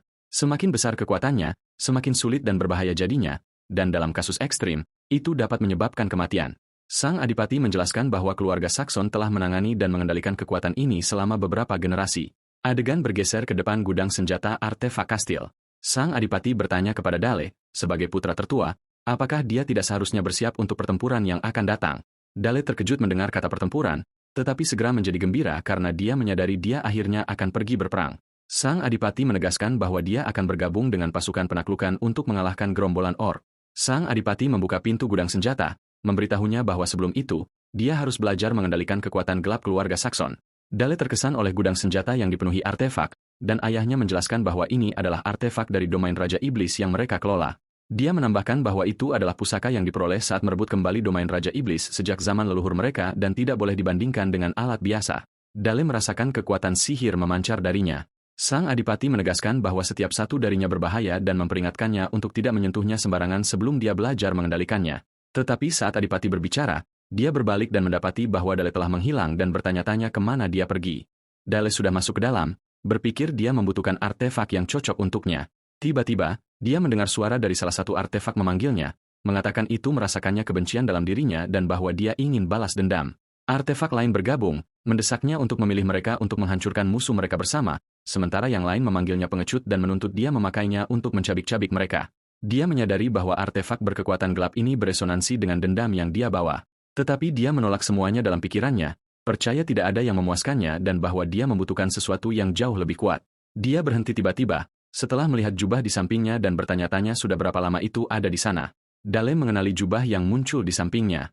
Menyadari itu adalah jubah bayangan, Cloak of Shadow, dia segera ingat itu adalah artefak tingkat tinggi yang digunakan oleh Adipati Burda, komandan tentara Raja Iblis yang dia hadapi di kehidupan sebelumnya. Kemampuan jubah itu adalah memanifestasikan bayangan, yang membuat pertempuran melawannya sangat sulit. Dia menjadi bersemangat dan memutuskan untuk segera memakainya, tetapi ayahnya meneriakkan namanya, memperingatkannya pada saat terakhir.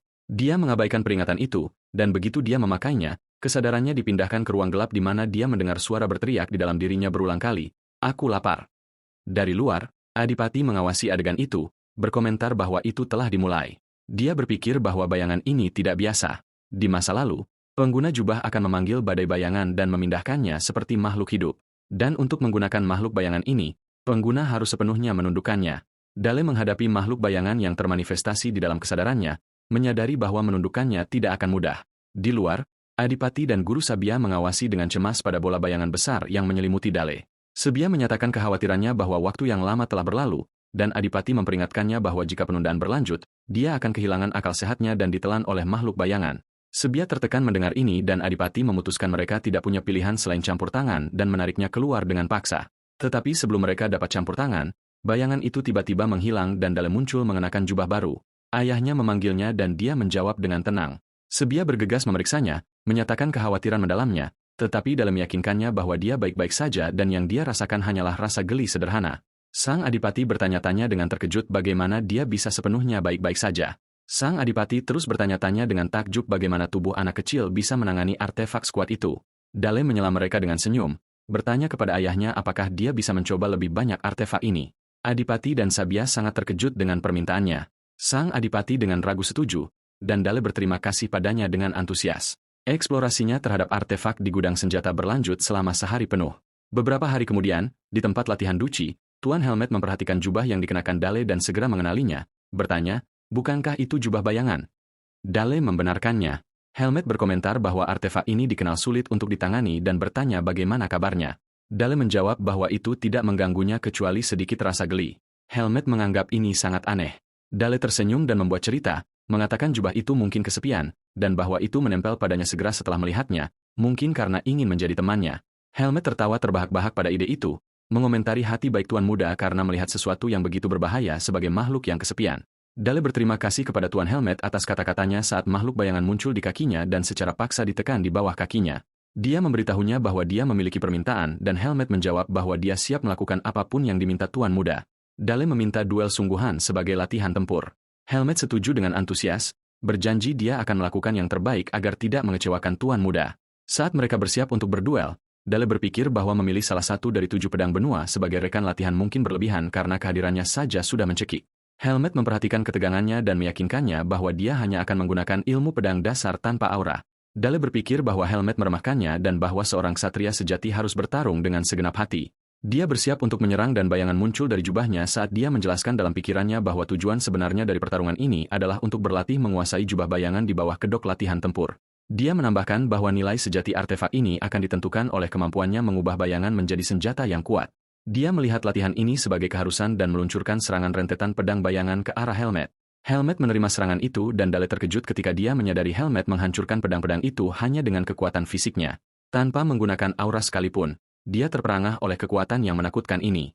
Helmet tertawa, menyebut penampilan Tuan Muda itu luar biasa dan kemudian mengumumkan bahwa sekarang giliran dia untuk menyerang. Dale dengan cepat mundur ke belakang, bersiap untuk bertahan, Tetapi Helmet terkejut ketika duri bayangan tajam meletus dari tanah untuk menghalangi jalannya. Helmet berkomentar dengan kekaguman pada kemampuan jubah itu untuk melakukan serangan mendadak seperti ini. Helmet mengayunkan pedangnya ke pertahanan bayangan Dale, dan Dale mengerang karena kekuatan hantamannya. Dale memblokir serangan beruntun Helmet, didorong mundur oleh kekuatan serangan Helmet. Helmet berdiri tercengang, bertanya-tanya bagaimana Dale berhasil memblokir serangannya, mencatat bahwa serangannya cukup kuat untuk menghancurkan pedang biasa. Helmet menyadari bahwa artefak tingkat tinggi benar-benar sesuatu yang berbeda. Helmet berteriak dengan gembira, meminta Dale untuk melanjutkan 10 ronde lagi. Dan mereka terus bentrok. Hari itu, setelah latihan berakhir, para ksatria biasa yang menonton berkomentar bahwa mereka tidak pernah bertahan lebih dari 2 ronde melawan Komandan Helmet, dan bahwa mereka merasakan dinding yang tak terlukiskan antara diri mereka dan Dale. Beberapa hari kemudian, pada hari keberangkatan, Duchess Elena masih khawatir, memberitahu Dale bahwa dia tidak bisa mengirimnya ke tempat berbahaya seperti itu. Dia mencoba meyakinkannya, mengingatkannya bahwa ayah dan Sir Helmet akan bersamanya. Ibunya terus mengungkapkan kekhawatirannya tentang dia yang berpotensi terluka. Dia berbicara dengan serius kepada ibunya, menegaskan bahwa dia harus menjadi lebih kuat sehingga dia bisa memikul tanggung jawab keluarga Duke suatu hari nanti. Dia melihat adik bayinya yang sedang tidur, Liz, dan mengatakan dia perlu mendapatkan lebih banyak pengalaman sekarang sehingga saatnya akan tiba ketika dia bisa melindunginya, ayahnya, dan ibunya. Dia memohon ibunya untuk membiarkannya menjadi cukup kuat untuk melindunginya. Elena tersentuh oleh kata-katanya dan setuju, mengucapkan selamat tinggal padanya dan memintanya untuk menjaga dirinya sendiri. Dia berjanji padanya dia akan segera kembali. Fajar itu di pangkalan sementara, Sir Helmet memberitahu Duke bahwa pasukan sudah siap berangkat. Duke meminta Dale untuk memberikan perintah berbaris alih-alih dirinya. Dale terkejut dan ayahnya menjelaskan bahwa kavaleri hitam, kebanggaan keluarga mereka, akan menjadi pasukan yang dipimpin Dale suatu hari nanti. Duke menegaskan bahwa orang-orang ini sudah menjadi ksatria Dale. Dale menyadari mereka bukan ksatria ayahnya, tetapi miliknya, dan bahwa ini adalah pertempuran pertamanya sebagai Dale. Yakin bahwa kali ini akan berbeda, dia mengumumkan bahwa waktunya untuk berangkat telah tiba. Dia mengangkat tinjunya dan memberikan perintahnya kepada pasukan, memanggil mereka pedang bangga House Saxon. Para ksatria meneriakkan tanggapan mereka, menyatakan mereka mengikuti perintah Tuan Muda. Perintah diberikan agar unit-unit mengambil posisi mereka. Dijelaskan bahwa pasukan 250 ksatria akan bergabung dengan unit penjaga elit yang ditempatkan di Pegunungan Putih yang dikenal sebagai penjaga musim dingin. Rencana pertempuran dijelaskan, gerombolan ork yang akan ditundukkan berjumlah sekitar 1000. Para ork telah melintasi hulu sungai Saxon, melarikan diri dari dingin dan kelaparan, dan akan segera menuju ke hilir. Oleh karena itu, rencananya adalah pasukan Duke melintasi hilir terlebih dahulu untuk melancarkan serangan mendadak. Karena satu-satunya cara bagi 250 pria untuk menyeberangi sungai yang dalam dengan cepat adalah dengan bantuan magis, Guru Sabia melangkah maju dan meminta semua orang menjauh, mengumumkan dia akan menciptakan jembatan es. Dale berterima kasih padanya, menghargai bantuannya dalam pertempuran meskipun kredo perdamaian dan tanpa kekerasan yang dianutnya. Sabia menciptakan jembatan es besar di atas sungai dan memberitahu pasukan bahwa mereka bisa menyeberang sekarang. Duke berterima kasih padanya dan Sabia mendoakannya meraih kemenangan. Dale mengucapkan selamat tinggal pada gurunya, berangkat menaiki kudanya. Dia melihatnya pergi, tersenyum, dan berpikir dalam hati betapa dia memiliki murid yang membuatnya sangat mengkhawatirkannya. Tak lama kemudian, di pangkalan sementara ork, unit pemanah Winterguard bersembunyi dalam penyergapan dan meluncurkan semburan panah api ke camp. Panah yang meledak menghujani para ork, menyebabkan kekacauan dan kehancuran. Seorang ork berteriak marah di tengah kobaran api. Sir Helmet memerintahkan batalion ksatria pertama, kedua, dan ketiga untuk menyerang dalam formasi baji. Helmet bertanya pada Dale untuk pendapatnya saat dia berkuda di sampingnya. Dale menganalisis adegan itu, mencatat kuda-kuda bergerak pada kecepatan 40 km per jam. Dia menambahkan bahwa berat ksatria dan kuda memberi mereka akselerasi yang luar biasa. Dia menyimpulkan analisisnya bahwa taktik tombak tertancap, sepanjang 3 hingga 4 meter, didukung oleh aura ksatria, membuatnya mustahil bagi ork sekalipun untuk menghentikan mereka. Para ksatria dengan mudah menembus barisan ork dan Dale berkomentar bahwa pertempuran itu tidak seimbang. Duke setuju, membenarkan bahwa ini adalah kekuatan ksatria kadipaten. Helmet memperingatkan Tuan Muda untuk tidak santai, menegaskan bahwa ini baru permulaan. Pertempuran sengit berlanjut antara ksatria dan ork.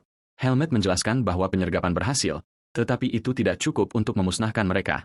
Rencananya sekarang adalah mundur, berkumpul kembali, dan kemudian melenyapkan mereka dengan serangan beruntun.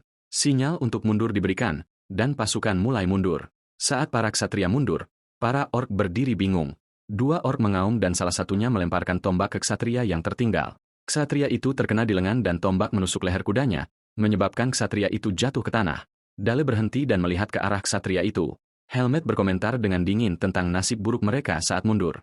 Duke menganggap nasib ksatria itu sudah pasti, mencatat bahwa pasukannya menderita satu kerugian, sementara Dale bertanya pada dirinya sendiri apakah itu berarti ksatria itu sudah mati. Duke menambahkan bahwa pedang bangga House Saxon telah terekspos ke musuh. Dale berbalik tajam, bertanya-tanya mengapa mereka hanya berdiri dan menonton. Dia melihat seekor orc berlari untuk menghabisi ksatria yang terluka itu dan menyadari bahwa jika dia menuruni lereng dengan menunggang kuda, dia akan terlambat. Dia menutup matanya dan berkonsentrasi, memutuskan dia perlu menembus kulit tebal orc dari jarak ini. Dia berpikir bahwa kulit orc lebih keras daripada monster lain, jadi formula sihir saat ini perlu modifikasi. Dia terus berkonsentrasi, menyadari dia harus menembus kulit tebal orc dari jaraknya. Dia memutuskan untuk memodifikasi formula Ichebolt saat ini, berpikir untuk menambahkan formula peluru ke dalamnya, yang mampu melakukan penembakan jitu anti-personel yang tepat. Dia juga memutuskan untuk menambahkan formula senapan sniper untuk mendukung formula peluru dan meningkatkan efisiensinya. Dia mengulurkan tangannya dan merapal mantra baru, sebuah Ice Bolt yang dimodifikasi dengan properti senapan sniper. Proyektil es magis melesat seketika, menembus kepala orc yang menyerang ksatria yang terluka itu. Orc itu jatuh mati dan Helmet dari posisinya mencatat bahwa akurasi serangan itu tinggi meskipun jaraknya jauh. Dale segera menunggang kudanya menuruni bukit. Sir Helmet memanggilnya dengan terkejut, bertanya-tanya kemana dia pergi. Duke Jackson menghentikannya, memerintahkannya untuk membiarkannya, yang mengejutkan Helmet. Duke tersenyum, berpikir bahwa ciptaan formula unik Dale pada usia yang begitu muda, dan itu memiliki kekuatan mematikan seperti itu berarti dunia batin Dale mungkin sudah lengkap. Dale mencapai ksatria yang terluka dan menyadari bahwa orc lainnya telah berkumpul kembali. Dia menyadari dia memiliki dua masalah. Yang pertama adalah ksatria di depannya yang panik dan tidak bisa bangun. Masalah kedua adalah formula uniknya terlalu panjang, membuatnya tidak efektif dalam pertarungan langsung. Dia menyadari dia perlu mempersingkat formula seperti halnya formula matematika dipersingkat. Dia memikirkan nama pendek seperti I-98 Magnum. Dia menemukan nama ini masih terlalu panjang dan memutuskan bahwa Ice Bullet, peluru es, akan berhasil. Pada saat itu, orc lain bergegas menuju ksatria yang panik. Dale merapal mantra barunya, Ice Bullet. Peluru es menembus kepala orc itu. Orc itu jatuh tepat di belakang ksatria, yang memandang Dale dengan ketakutan, bertanya-tanya mengapa tuan muda ada di sini untuknya. Dale berdiri di depan ksatria yang roboh itu dan memberitahunya untuk tidak khawatir. Dia tersenyum dan memberitahunya bahwa House Saxon tidak pernah meninggalkan pedang yang menunjukkan kesetiaan. Ksatria itu sangat terharu. Orc yang tersisa mengaum dan mendekat, dan Dale bersiap untuk melepaskan sihirnya. Dia menggunakan jubah bayangannya, melepaskan pedang bayangan untuk menyerang para orc. Dia tersenyum dan memerintahkan bayangannya untuk melahap mereka. Seekor orc melihat ke atas dengan ketakutan. Bayangan-bayangan itu turun ke orc, merobek-robek mereka. Bayangan-bayangan itu melahap dan menggiling para orc, meninggalkan tulang-tulang mereka. Dia berbalik ke orc terakhir yang tersisa dan bertanya sambil tersenyum mengapa dia belum melarikan diri. Kemudian dia merapal mantra Ice Bullet. Setelah menghabisi orc terakhir, dia berkomentar bahwa sekarang semuanya baik. Ksatria itu memanggilnya, mengakui kakinya tidak bisa bergerak karena ketakutan. Sir Helmet tiba dengan ksatria lainnya, mendapati Dale menggendong ksatria yang terluka itu. Dale memberitahunya bahwa dia akhirnya tiba dan dia akan menyerahkan sisanya padanya. Helmet memerintahkan semua batalion ksatria untuk menyerang secara bersamaan, berteriak untuk House Saxon. Serangan ksatria menambahkan sorakan baru untuk pertempuran mereka untuk tuan muda Dale. Tak lama kemudian di pangkalan Saxon, Duke mengucapkan selamat kepada putranya Dale, memberitahunya bahwa operasi penundukan orc telah berhasil diselesaikan. Setelah pertempuran berakhir, Duke memanggil putranya Dale, menjelaskan bahwa dia memiliki pertanyaan mengenai penundukan baru-baru ini. Duke bertanya dengan tegas kepada putranya alasan sebenarnya di balik serangan bodohnya sendirian ke garis musuh. Dale menelan ludah, bertanya-tanya pada dirinya sendiri mengapa dia ditegur. Duke bersikeras ingin tahu alasannya. Dale mengingatkan ayahnya tentang apa yang dia katakan sebelumnya, bahwa ksatria House Saxon adalah pasukan yang suatu hari nanti akan dia pimpin. Berdasarkan itu, dia menjelaskan bahwa dia hanya menjalankan misi yang sesuai dengan peran itu. Duke menolak logika ini, menyebutnya lemah. Dale terkejut, berpikir bahwa ayahnya dikenal karena peduli pada ksatrianya, bertanya-tanya mengapa dia bertindak seperti ini sekarang. Dale memutuskan untuk membantah, bertanya kepada ayahnya mengapa dia, Duke, hanya berdiri dan menonton salah satu ksatria kadipaten mati. Duke menjelaskan bahwa garis depan utara House Saxon, berbatasan dengan tanah Raja Iblis, menanggung serangan monster yang tak terhitung jumlahnya, dan para ksatria yang bertarung di sana tidak berharap siapapun datang dan menyelamatkan mereka. Dale keberatan, mengatakan bahwa dia tetap ingin menyelamatkan seorang ksatria yang menunjukkan kesetiaan kepada ayahnya. Duke menjawab dengan pertanyaan mendalam, bertanya apakah maksud Dale sama seperti yang dia lakukan suatu hari nanti. Duke melanjutkan pelajarannya, menjelaskan bahwa ksatria harus berpikir dan bertindak untuk diri mereka sendiri agar selamat di medan perang. Dan dengan campur tangan, Dale membuat mereka percaya bahwa orang lain akan selalu datang untuk menyelamatkan mereka. Duke bertanya-tanya berapa banyak ksatria yang bisa bertahan dengan mentalitas tergantung ini. Duke mengklarifikasi tugasnya sendiri. Dia hanya campur tangan ketika para ksatria menghadapi ancaman di luar kemampuan mereka untuk menanganinya. Ini adalah tugas mulia yang harus ditanggung oleh Saxons.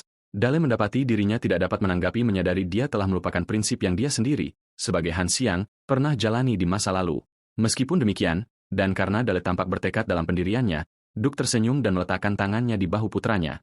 Dia mengatakan kepadanya bahwa cara dia mengubah keyakinannya menjadi tindakan meninggalkan kesan yang kuat padanya dan menasihatinya untuk tidak pernah melupakan itu. Dia kemudian menyuruhnya kembali ke kastil. Kisah putra muda Duke yang menyerbu gerombolan orc untuk menyelamatkan satu ksatria menyebar, menjadi bahan gosip di kekaisaran. Rumornya melebih-lebihkan dengan beberapa mengklaim tuan muda sendirian memusnahkan 1000 orc. Kisah yang digambarkan sebagai 9/10 kebenaran dan 1/10 berlebihan menyebar seperti api di seluruh kekaisaran.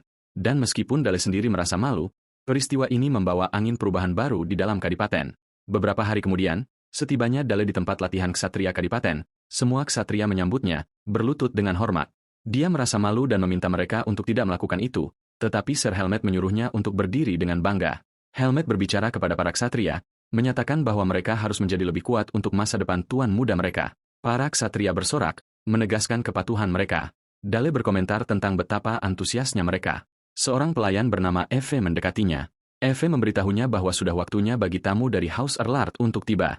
Dia berterima kasih padanya dan berangkat untuk menyambut mereka. Dia berpikir tentang bagaimana mereka akan menerima tamu istimewa. Diungkapkan bahwa para tamu berasal dari rumah pejuang, Erlard, yang merupakan keluarga bangsawan besar di kerajaan Teutonia yang dipimpin oleh Dewa Pedang Bartel. Pengantar ke rumah pejuang Erlard berlanjut, menjelaskan bahwa ketika kekaisaran melancarkan perang penyatuan, kerajaan Teutonia jatuh, dan dengan kematian Dewa Pedang, Bartel, keluarga itu runtuh. Kembali di kastil, Dale memperhatikan bahwa Sir Helmet tampak tenggelam dalam pikiran. Dia mendekatinya, menebak dia pasti memikirkan Dewa Pedang, pria yang memimpin Helmet sendiri di jalan keksatriaan. Helmet mengakui itu meninggalkan rasa pahit di mulutnya. Duke memperhatikan bahwa Dale tiba tepat waktu dan pasti sudah berlatih, yang dikonfirmasi Dale. Pada saat itu, seorang pelayan mengumumkan kedatangan tamu, dan Duke memerintahkan agar mereka ditunjukkan rasa hormat yang sebesar-besarnya. Dua wanita masuk. Vanessa Erlard dan putri mudanya Charlotte membungkuk. Duke memuji kedatangan mereka tanpa pengawal. Vanessa Erlard memperkenalkan dirinya, dengan rendah hati, menyapa Duke dari Saxon. Duke menyambut mereka. Vanessa kemudian memperkenalkan putrinya, Charlotte Erlard, tetapi Charlotte bergumam marah. "Ibu." Dale bertanya-tanya tentang reaksi anehnya. Tiba-tiba, Charlotte berteriak pada ibunya, bertanya mengapa dia membungkuk kepada orang-orang seperti mereka. Vanessa panik dan meneriakkan nama putrinya. Saat Vanessa mencoba membungkam putrinya, Duke dengan tenang campur tangan, menghargai bahwa mereka pasti telah melakukan perjalanan yang panjang dan melelahkan. Duke meminta Dale untuk mendampingi Lady Charlotte dan menunjukkan padanya berkeliling kastil, dan dia setuju.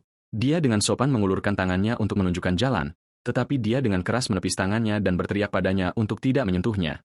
Dale terkejut sementara Duke dan Duchess, menggendong bayinya, melihat dengan terkejut. Charlotte mencibir, memanggil mereka bangsawan kekaisaran yang kasar. Vanessa menjerit pada putrinya dan memerintahkannya untuk meminta maaf kepada tuan muda segera. Charlotte mengabaikannya dan dengan marah meninggalkan ruangan sementara Dale memanggilnya, memintanya untuk menunggu. Setelah Charlotte membanting pintu, Vanessa meminta maaf dengan deras atas kekasaran putrinya, menjelaskan dia biasanya tidak seperti ini, tetapi bereaksi kuat karena sesuatu yang terjadi baru-baru ini. Duchess Elena bertanya padanya apa yang terjadi. Vanessa menjelaskan bahwa belum lama ini, Count Brandenburg, seorang ksatria suci, ditunjuk sebagai inspektur tanah mereka. Dia melanjutkan bahwa Count Brandenburg sama terkenalnya karena menjadi master pedang suci seperti untuk gelarnya, Raja Babi. Dia terobsesi untuk mendapatkan pewaris dengan bakat superior, mendambakan setiap pendekar pedang atau pendekar wanita yang terampil dan memaksakan dirinya pada mereka. Dia menambahkan bahwa dia melakukan ini bahkan jika gadis itu belum cukup umur. Dia mengungkapkan mereka nyaris berhasil melarikan diri sebelum dia bisa menyentuh putrinya, tetapi tidak mungkin menghapus kenangan itu. Dia mengakui dia akan melakukan apapun untuk melindungi putrinya, tetapi sebagai bangsawan yang jatuh, dia kekurangan kekuatan. Dia memohon kepada Duke untuk menerima putrinya Charlotte sebagai pelayan di House Saxon sehingga pria Brandenburg itu tidak akan pernah bisa menyentuhnya lagi. Sementara itu, Dale menemukan Charlotte di tempat latihan dan bertanya-tanya mengapa dia datang ke sini. Menebak bahwa darah ksatria mengalir di nadinya, dia bertanya padanya apakah dia tahu kemana dia pergi dan dia bilang tidak. Dia bertanya padanya apakah tangannya, yang dia tampar, baik-baik saja. Dia menjawab bahwa itu baik-baik saja dan memberitahunya untuk tidak khawatir. Charlotte merasa lega. Dale memperhatikan dia menangis sebelumnya, menyimpulkan bahwa dia masih memikirkan apa yang terjadi dan bahwa terlepas dari penampilan luarnya yang kasar, dia masih hanya seorang anak. Tiba-tiba, Charlotte berbalik dan menghunus pedangnya, menyatakan bahwa dalam kasus itu, dia harus berduel dengannya. Dia memerintahkan Dale dari Saxon untuk menghunus pedangnya. Dale terkejut, berpikir pada dirinya sendiri bahwa gadis Charlotte ini melakukan apapun yang dia inginkan. Charlotte menuntut dia berduel dengannya. Dale bertanya mengapa, dan dia menjawab bahwa dia telah mendengar banyak rumor. Charlotte menjelaskan dia mendengar dia adalah pria luar biasa yang sendirian mengalahkan 1000 orc dan menyelamatkan seorang ksatria yang jatuh. Dale berpikir pada dirinya sendiri bahwa ceritanya tidak persis seperti itu dan merasa malu dengan melebih-lebihkan. Dia melanjutkan bahwa dengan mengalahkannya yang dikatakan tak tertandingi di kekaisaran, dia akan menunjukkan kepada seluruh dunia bahwa dia lebih kuat dan dia akan membuktikan bahwa dia dapat melindungi keluarganya dari pria itu. Dale bertanya-tanya pada dirinya sendiri siapa yang dia maksud. Charlotte menyebut namanya, Master Pedang, Count Brandenburg. Dale terkejut mendengar nama itu. Dia mendidih di dalam hati, mengingat dia adalah bajingan lain dari kekaisaran yang menusuknya dari belakang. Dia terkejut mendengar namanya dalam situasi ini. Dia berpikir bahwa karena tujuan mereka sama, dia mungkin menjadi sekutu yang baik, tetapi memutuskan dia perlu memberinya pelajaran dalam kenyataan terlebih dahulu. Charlotte terlihat bingung saat Dale berjalan pergi untuk mengambil senjata, memberitahunya dia hanya seorang anak yang tidak tahu apa-apa. Dia menyuruhnya untuk menyerangnya dengan semua yang dia miliki. Charlotte dengan marah menjawab bahwa dia pasti akan melakukan itu. Charlotte menerjang dengan serangan, rapiernya bersinar dengan aura hijau, tetapi Dale memblokir serangannya dengan pedangnya. Bentrokan berlanjut di antara mereka dengan serangan cepat. Dale terus memblokir serangan beruntunnya dengan mudah. Dia menganalisis gayanya, mencatat bahwa setiap kali dia memblokir serangannya, dia menggunakan gerakan pergelangan tangan yang cepat untuk melancarkan serangan balik. Dia juga memperhatikan dia menggunakan jumlah aura yang minimal. Dia menyimpulkan dia menggunakan aura untuk dapat mengendalikan rapier, yang terlalu besar untuk tubuhnya. Dia berpikir bahwa sama seperti penyihir menghasilkan mana dari lingkaran, ksatria melampaui batas mereka dengan mengumpulkan aura di dalam tubuh mereka. Dia memblokir serangan lain, berpikir pada dirinya sendiri bahwa darah akan berbicara. Seperti yang diharapkan, darah tidak berbohong, mengacu pada warisan keluarganya. Pertarungan sengit berlanjut, dan Charlotte terus menyerang. Charlotte tersenyum dengan percaya diri, berpikir bahwa jika hanya ini levelnya, maka dia memiliki keunggulan. Charlotte mengingat ingatannya. Ayahnya meninggal sebelum dia lahir, dan ibunya menceritakan kisah tentang dia setiap malam. Ibunya mengatakan padanya bahwa dia harus menggantikan ayahnya melindungi keluarga sebagai putri bangga dari Dewa Pedang. Dia berpikir tentang pedangnya yang tidak pernah berhenti bahkan ketika tanah air mereka jatuh dan keluarga mereka runtuh. Dia bertanya-tanya dengan marah mengapa dia terus-menerus diblokir oleh bocah ini Dale. Charlotte merasa ada sesuatu yang salah. Dia menerjang lagi tetapi Dale menghentikan bilahnya dengan pari yang sempurna, membuatnya terkejut. Dia melakukan gerakan cepat, melucuti senjatanya saat senjatanya terbang dari tangannya. Pedangnya jatuh ke tanah dan Charlotte jatuh berlutut bertanya-tanya bagaimana dia, putri Dewa Pedang, tidak bisa menang. Dia mendekatinya. Dia menatapnya dengan air mata di matanya dan dia memberitahunya alasannya adalah bahwa dia bukan Dewa Pedang. Dia menjelaskan bahwa kebanggaan yang dia bawa sebagai putri Dewa Pedang tidak salah. Tetapi dia memberitahunya dengan tegas bahwa dalam keadaannya saat ini, dia tidak akan pernah bisa melindungi keluarganya dari pria itu. Dia meyakinkannya bahwa pedang Master Pedang Brandenburg puluhan kali lebih kuat bahkan dari Dale dalam keadaannya saat ini. Charlotte menangis mendengar kenyataan ini. Charlotte bertanya, masih hancur, apa yang harus dia lakukan? Dale berdiri di depannya dan menyatakan bahwa dia, Dale dari Saxon, akan mempertaruhkan nama keluarga Adipati dan menjadi pelindung keluarga Erlard. Charlotte terkejut mendengar ini. Dia melanjutkan tawarannya, menjelaskan bahwa sampai hari dia menjadi cukup kuat untuk mengalahkan pria itu, Brandenburg, dia dan House Saxon akan menjadi perisai yang melindunginya. Charlotte bertanya padanya mengapa. Dia menjawab bahwa pedangnya, bakatnya, bernilai semua ini. Dia kemudian memintanya untuk bersumpah untuk menjadi pedang untuknya dan untuk House Saxon. Charlotte tersenyum sedikit, mengatakan dia tidak akan menolak tawaran seperti ini. Dia berlutut di depannya dengan hormat, menyatakan atas nama Charlotte Erlard sumpahnya atas kehormatannya sebagai seorang ksatria. Narasi berkomentar bahwa meskipun ini mungkin terlihat seperti janji sederhana antara dua anak, tekad yang dikandungnya layak disebut sebagai sumpah. Kemudian hari itu di kantor Duk Saxon, Dale memberitahu ayahnya bahwa atas permintaan Lady Erlard, Vanessa, Nona Charlotte telah menjadi dayang, dijadikan untuk keluarga Adipati. Duk mencatat bahwa Charlotte setuju segera, yang tidak terduga, dan bertanya padanya apa yang terjadi di antara mereka. Dale menjawab bahwa dia membuat janji atas nama House Saxon bahwa mereka akan melindungi keluarga Erlard. Duk bertanya kepada putranya apakah dia menggunakan nama keluarga hanya karena dia mengasihani keadaannya, yang dibantah Dale. Duk bertanya apa yang ingin didapatkan Dale dari ini. Dale menjelaskan bahwa Charlotte adalah satu-satunya keturunan Dewa Pedang dan bakatnya, seperti yang diharapkan, luar biasa. Dia mengungkapkan bahwa dia memperoleh sumpah kesetiaan dari Nona Charlotte, dan bahwa apa yang dia cari untuk diperoleh adalah satu Dewa Pedang untuk digunakan demi kepentingan House Saxon. Duk tersenyum dan mengagumi apa yang direncanakan Dale. Dale berpikir pada dirinya sendiri dengan senyum licik bahwa dengan satu-satunya keturunan Dewa Pedang di sini, ini adalah pukulan yang bagus melawan bajingan Brandenburg itu. Adegan bergeser ke Malberg, bekas ibu kota Teutonia, di mana Count Brandenburg berteriak dalam kemarahan, menghancurkan perabotannya. Dia dengan marah bertanya-tanya bagaimana mereka berani bergerak lebih dulu. Sementara salah satu bawahannya meminta maaf, dia memarahi mereka, menyebut mereka bodoh konyol, dan bertanya-tanya bagaimana mereka gagal menangkap satu anak kecil. Bawahan itu menjelaskan bahwa mereka mengirim pembunuh, tetapi tampaknya mereka terbunuh sebelum mencapai tanah Saxon. Mereka menduga Charlotte Erlard adalah orang yang menghabisi mereka.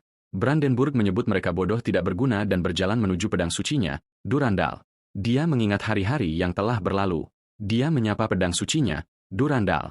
Dia menggambarkan pedang itu sebagai tunangannya yang cantik dan memintanya untuk menunggu sebentar, bersumpah bahwa dia akan membawa garis keturunan yang sempurna untuk menggantikannya dan menggunakan pedang ini bagaimanapun caranya. Dia memerintahkan guild pencuri untuk dipanggil dan seseorang dikirim ke Duce Saxon. Dia menyatakan dia akan membayar harga berapapun, bahkan 1000 keping emas untuk membawa Philly Charlotte itu ke hadapannya. Seminggu berlalu sejak Charlotte mengucapkan sumpah kesetiaannya, dia menetap di Kastil Duke, memperhatikan perbedaan mencolok dari rumahnya di Teutonia dan di bawah pelatihan ketat sebagai dayang. Sparring harian dengan Dale juga menjadi bagian dari rutinitasnya. Sir Helmet, yang mengawasi latihan, bertanya kepada mereka apakah mereka siap. Dale menjawab bahwa dia siap dan Charlotte menjawab dengan anggukan. Helmet tersenyum dan mengumumkan dimulainya duel. Mereka segera mulai bentrok. Duel latihan berlanjut dengan pertukaran pukulan cepat. Duel antara Dale dan Charlotte berlanjut, dan Sir Helmet mengawasi mereka, berpikir dalam hati. Helmet bertanya-tanya apakah ini benar-benar duel antara anak-anak. Dia mengakui level mereka belum mencapai level ksatria, tetapi dia merasakan niat membunuh dan kecepatan yang menakutkan datang dari mereka. Duel semakin intens, dan Dale menggunakan jubahnya untuk mengalihkan perhatian Charlotte. Charlotte merasa stres, tetapi tidak membiarkannya menghentikannya, mengarahkan serangan yang tepat pada Dale. Helmet tiba-tiba campur tangan, menghentikan serangan Charlotte dan juga meraih Dale sebelum dia bisa melakukan serangan balik. Dia memuji penampilan luar biasa mereka dan memberitahu Lady Charlotte bahwa dia melakukannya dengan baik. Dia mengabaikan pujiannya dan bertanya kepadanya dengan serius apa yang dia kurang. Dia bertanya padanya apakah dia tahu esensi menggunakan rapier. Dia menjawab menusuk. Dia menyangkal ini, menjelaskan bahwa esensinya terletak pada kaki, yang berarti pergerakan kaki, footwork. Dia menjelaskan bahwa Dale berhasil menutup jarak dan menghindari tusukannya pada saat yang sama, dan pada saat itu dia seharusnya mundur untuk menciptakan jarak dan mencari kesempatan lain. Dia menambahkan bahwa dengan rapier, semakin lengan ditekuk dan direntangkan untuk menerapkan kekuatan, semakin bilah bergetar, membuat penusukan yang tepat menjadi sulit. Helmet menyimpulkan bahwa dia perlu membangun kembali dasar-dasarnya. Charlotte menjadi marah mendengar ini. Helmet memberitahunya dia memperhatikan sebelumnya bahwa sikap dan pergerakan kakinya tidak konvensional dan berantakan. Charlotte menjawab bahwa alasannya adalah dia tidak pernah memiliki guru yang tepat untuk membimbingnya. Helmet tersenyum dan memberitahunya bahwa selama dia ada di sini, dia harus memperbaiki sikap menusuknya yang aneh. Charlotte menjadi marah pada deskripsinya. Helmet tertawa, mengakui dia menggodanya karena dia sangat imut. Dale mengawasi mereka, berpikir betapa cepatnya Charlotte akan berkembang di bawah bimbingan Helmet, salah satu dari 7 pedang benua, dan memutuskan dia juga harus bekerja keras agar dia tidak melampauinya. Kemudian, Dale meninjau latihan sihirnya. Dia berpikir bahwa proses membangun lingkaran mana adalah sama, merasakan aliran mana di sekitar jantung, menunggu jalur yang stabil terbentuk, dan kemudian mengukir bentuk cincin sihir. Masalahnya adalah proses ini bisa memakan waktu puluhan tahun. Dalam sebuah adegan dengan gurunya Sabia, dia terkejut ketika Dale memberitahunya dia sudah menyelesaikan lingkaran kedua. Dia menjelaskan dalam pikirannya bahwa kecepatan rotasi mana di dunia ini diukur dalam RPM, putaran per menit. Biasanya, penyihir lingkaran pertama memiliki kecepatan 300 RPM. Dia mengungkapkan bahwa kecepatan saat ini adalah 2000 RPM untuk lingkaran pertama dan sekitar 400 RPM untuk lingkaran kedua. Karena minimum yang diperlukan untuk memperluas lingkaran adalah 300 RPM, ini berarti dia sudah memenuhi persyaratan untuk membentuk lingkaran ketiga. Dia memutuskan bahwa karena dia telah mencapai lingkaran kedua, dia harus mencoba eksperimen. Dia memutuskan untuk mencoba memperbaiki mantra Ice Bullet-nya.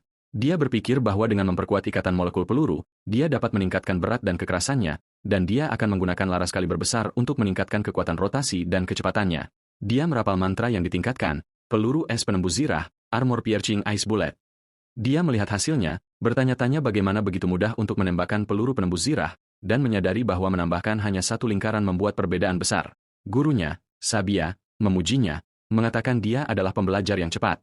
Seperti yang diharapkan, Dale berterima kasih padanya dan memberinya pujian. Sabia berpikir tentang peristiwa baru-baru ini, dari penyelamatannya terhadap ksatria, dari orc hingga ceritanya dengan Lady Charlotte. Dia menyimpulkan bahwa dia adalah anak yang tahu bagaimana menggunakan kekuatannya dengan benar. Dia mengakui pada dirinya sendiri bahwa meskipun bakat anak ini menakutkan, dia selalu memberinya alasan untuk mempercayainya dan bahwa dia benar-benar muridnya yang patut dibanggakan. Sabia memeluk Dale dan dia berpikir pada dirinya sendiri bahwa kontak fisiknya terlalu spontan dan situasinya canggung. Fajar itu di halaman kastil, Dale masih memikirkan situasi itu, bertanya-tanya apakah dia hanya melihatnya sebagai anak kecil, tetapi dia dengan cepat mengabaikan pikiran itu, menyadari ini bukan saatnya untuk ide-ide seperti itu. Saat fajar suatu hari, Dale memutuskan untuk fokus pada latihannya di halaman kastil, mulai dengan menciptakan dinding es. Dia kemudian menguji mantra baru yang dia kembangkan, Ice Bullet, 12 gauge bookshot, yang menghancurkan dinding es itu. Kemudian, pelet es memantul kemana-mana. Dia menggunakan perisai sihir untuk memblokir tembakan yang memantul. Dia tersenyum pada eksperimen yang berhasil, berpikir tentang mencoba amunisi slug lain kali, tetapi sebuah suara menyela. Itu Charlotte yang juga datang untuk berlatih. Dale bertanya padanya apakah dia juga berlatih, dan Charlotte membenarkan dia sedang mempraktikkan langkah-langkah yang diajarkan Helmet padanya. Dale mencatat bahwa dia tampaknya menikmati belajar pedang. Charlotte menjawab dengan ragu-ragu dan malu.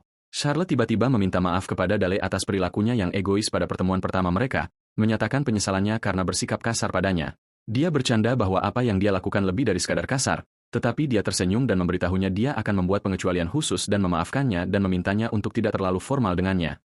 Charlotte cerah dan setuju. Charlotte memberitahu Dale bahwa dia menyukai cuaca dingin di wilayah itu karena itu mendinginkannya dengan cepat, bahkan jika dia berlatih larut malam. Dia tersenyum, berpikir betapa senangnya dia memiliki orang lain yang berbagi pemikiran yang sama. Sementara itu, Duke dan Duchess Elena menonton adegan itu dari jendela kastil. Duchess berkomentar bahwa putra mereka telah tumbuh dewasa. Duke bertanya padanya apakah dia pikir mereka pasangan yang serasi. Duchess menjawab bahwa mereka akan tahu seiring waktu. Duchess berpikir pada dirinya sendiri bahwa dia harus membantu putranya jujur pada perasaannya. Kemudian di pinggiran Duce, Duchess Elena mengawasi pekerjaan bantuan di daerah kumuh.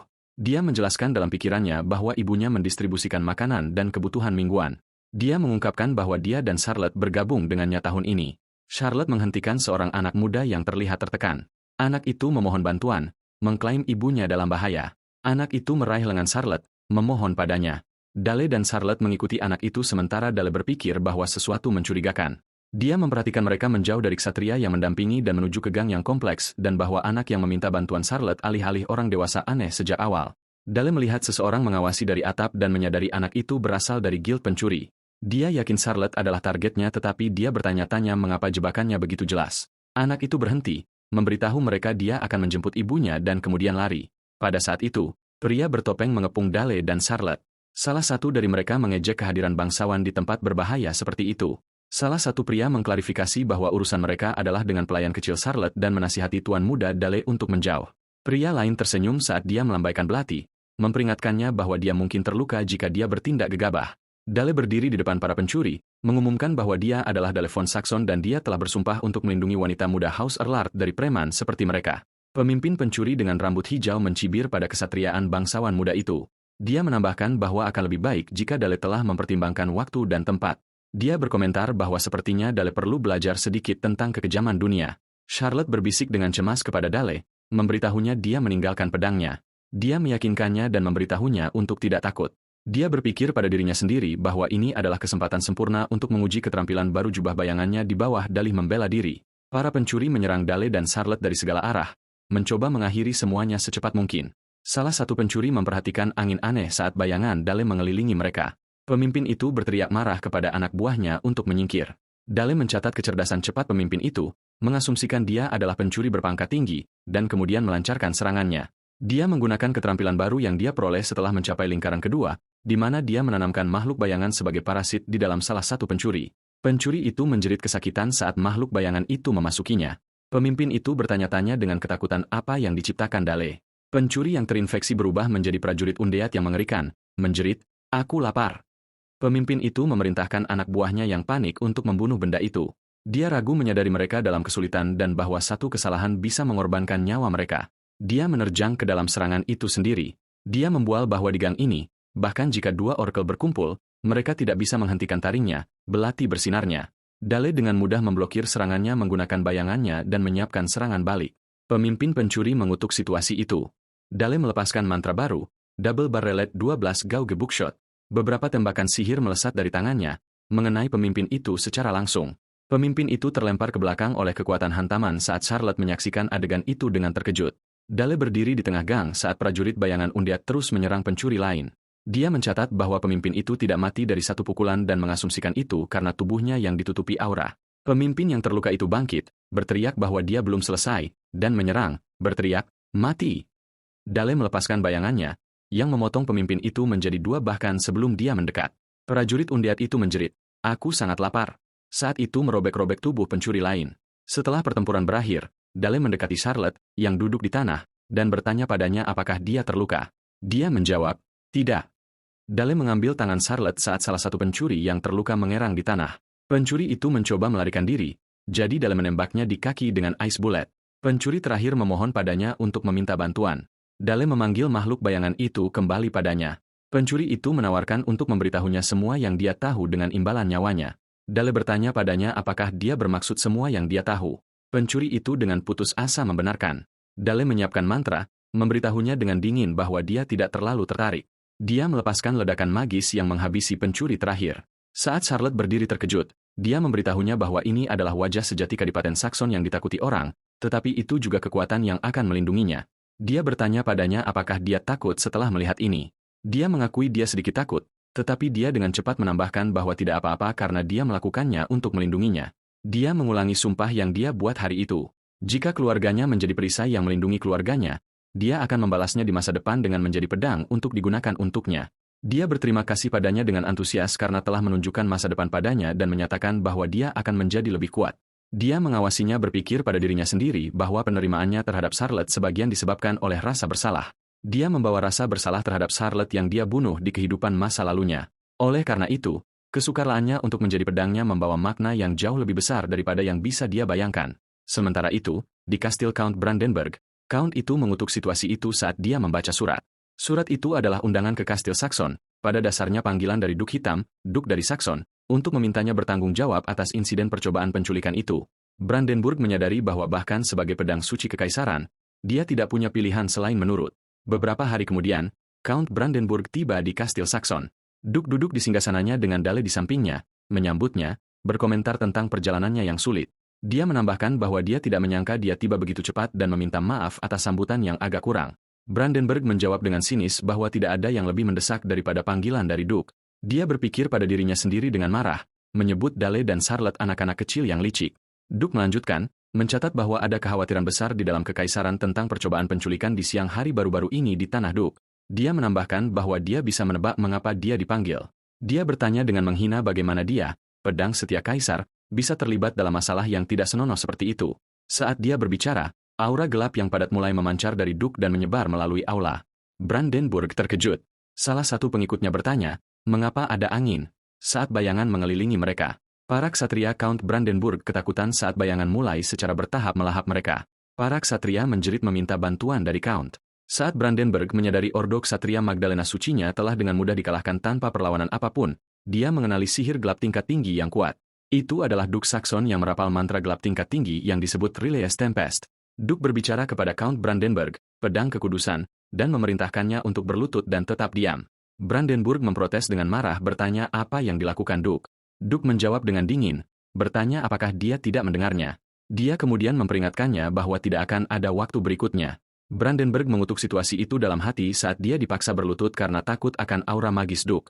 Dia berpikir bahwa meskipun Duk Hitam memiliki alasan untuk apa yang dia lakukan, dia tidak pernah menyangka akan sampai pada tingkat penghinaan ini. Duk duduk di singgasananya, mengingatkannya bahwa dia memanggilnya demi perdamaian. Dia kemudian mengeluarkan ancaman langsung, bersumpah untuk membantai setiap anggota keluarga Brandenburg jika Count itu mencoba menyakiti anak-anak Saxon lagi.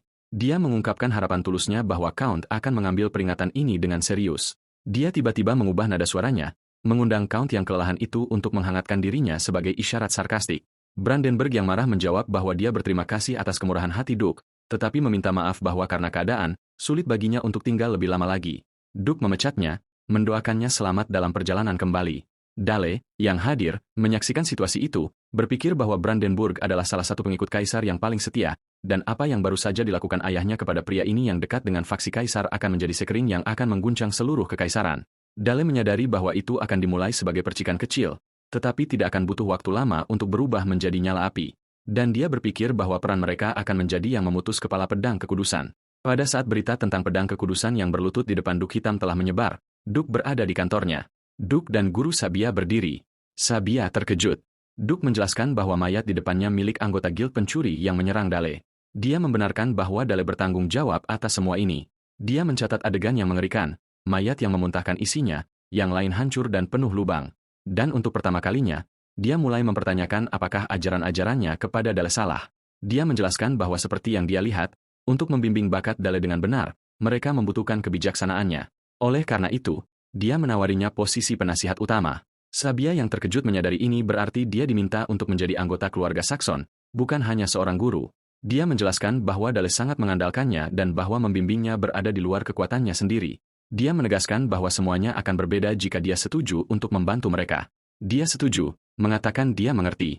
Guru Sabia memberitahunya dia sadar bahwa tugasnya untuk mengetahui bagaimana anak itu dalam melihat dunia ini kini menjadi lebih penting dari sebelumnya. Waktu berlalu dan ulang tahun Dale yang ke-10 tiba di aula perjamuan mewah. Hal yang berbeda tentang pesta ulang tahun ini adalah kehadiran orang-orang dari faksi Kaisar juga. Di antara mereka yang hadir adalah tokoh yang sangat menonjol. Marquis disambut yang pada gilirannya melangkah maju untuk menyapa tuan muda dalam mengungkapkan kegembiraannya bertemu dengannya. Sementara itu, para tamu di pesta itu mengungkapkan kekaguman mereka pada makanan lezat. Memuji kemurahan hati Duke Saxon. Mereka berkomentar bahwa kemewahan ini sulit dipercaya karena berada di jantung utara dan bahwa kekhawatiran mereka sebelumnya tentang Duce yang terlalu jauh dari kekaisaran tidak pada tempatnya. Dale menyaksikan situasi itu, berpikir bahwa ini adalah bangsawan pusat dari ibu kota kekaisaran, inti dari faksi kaisar dan kekuatan terbesar di bawah namanya.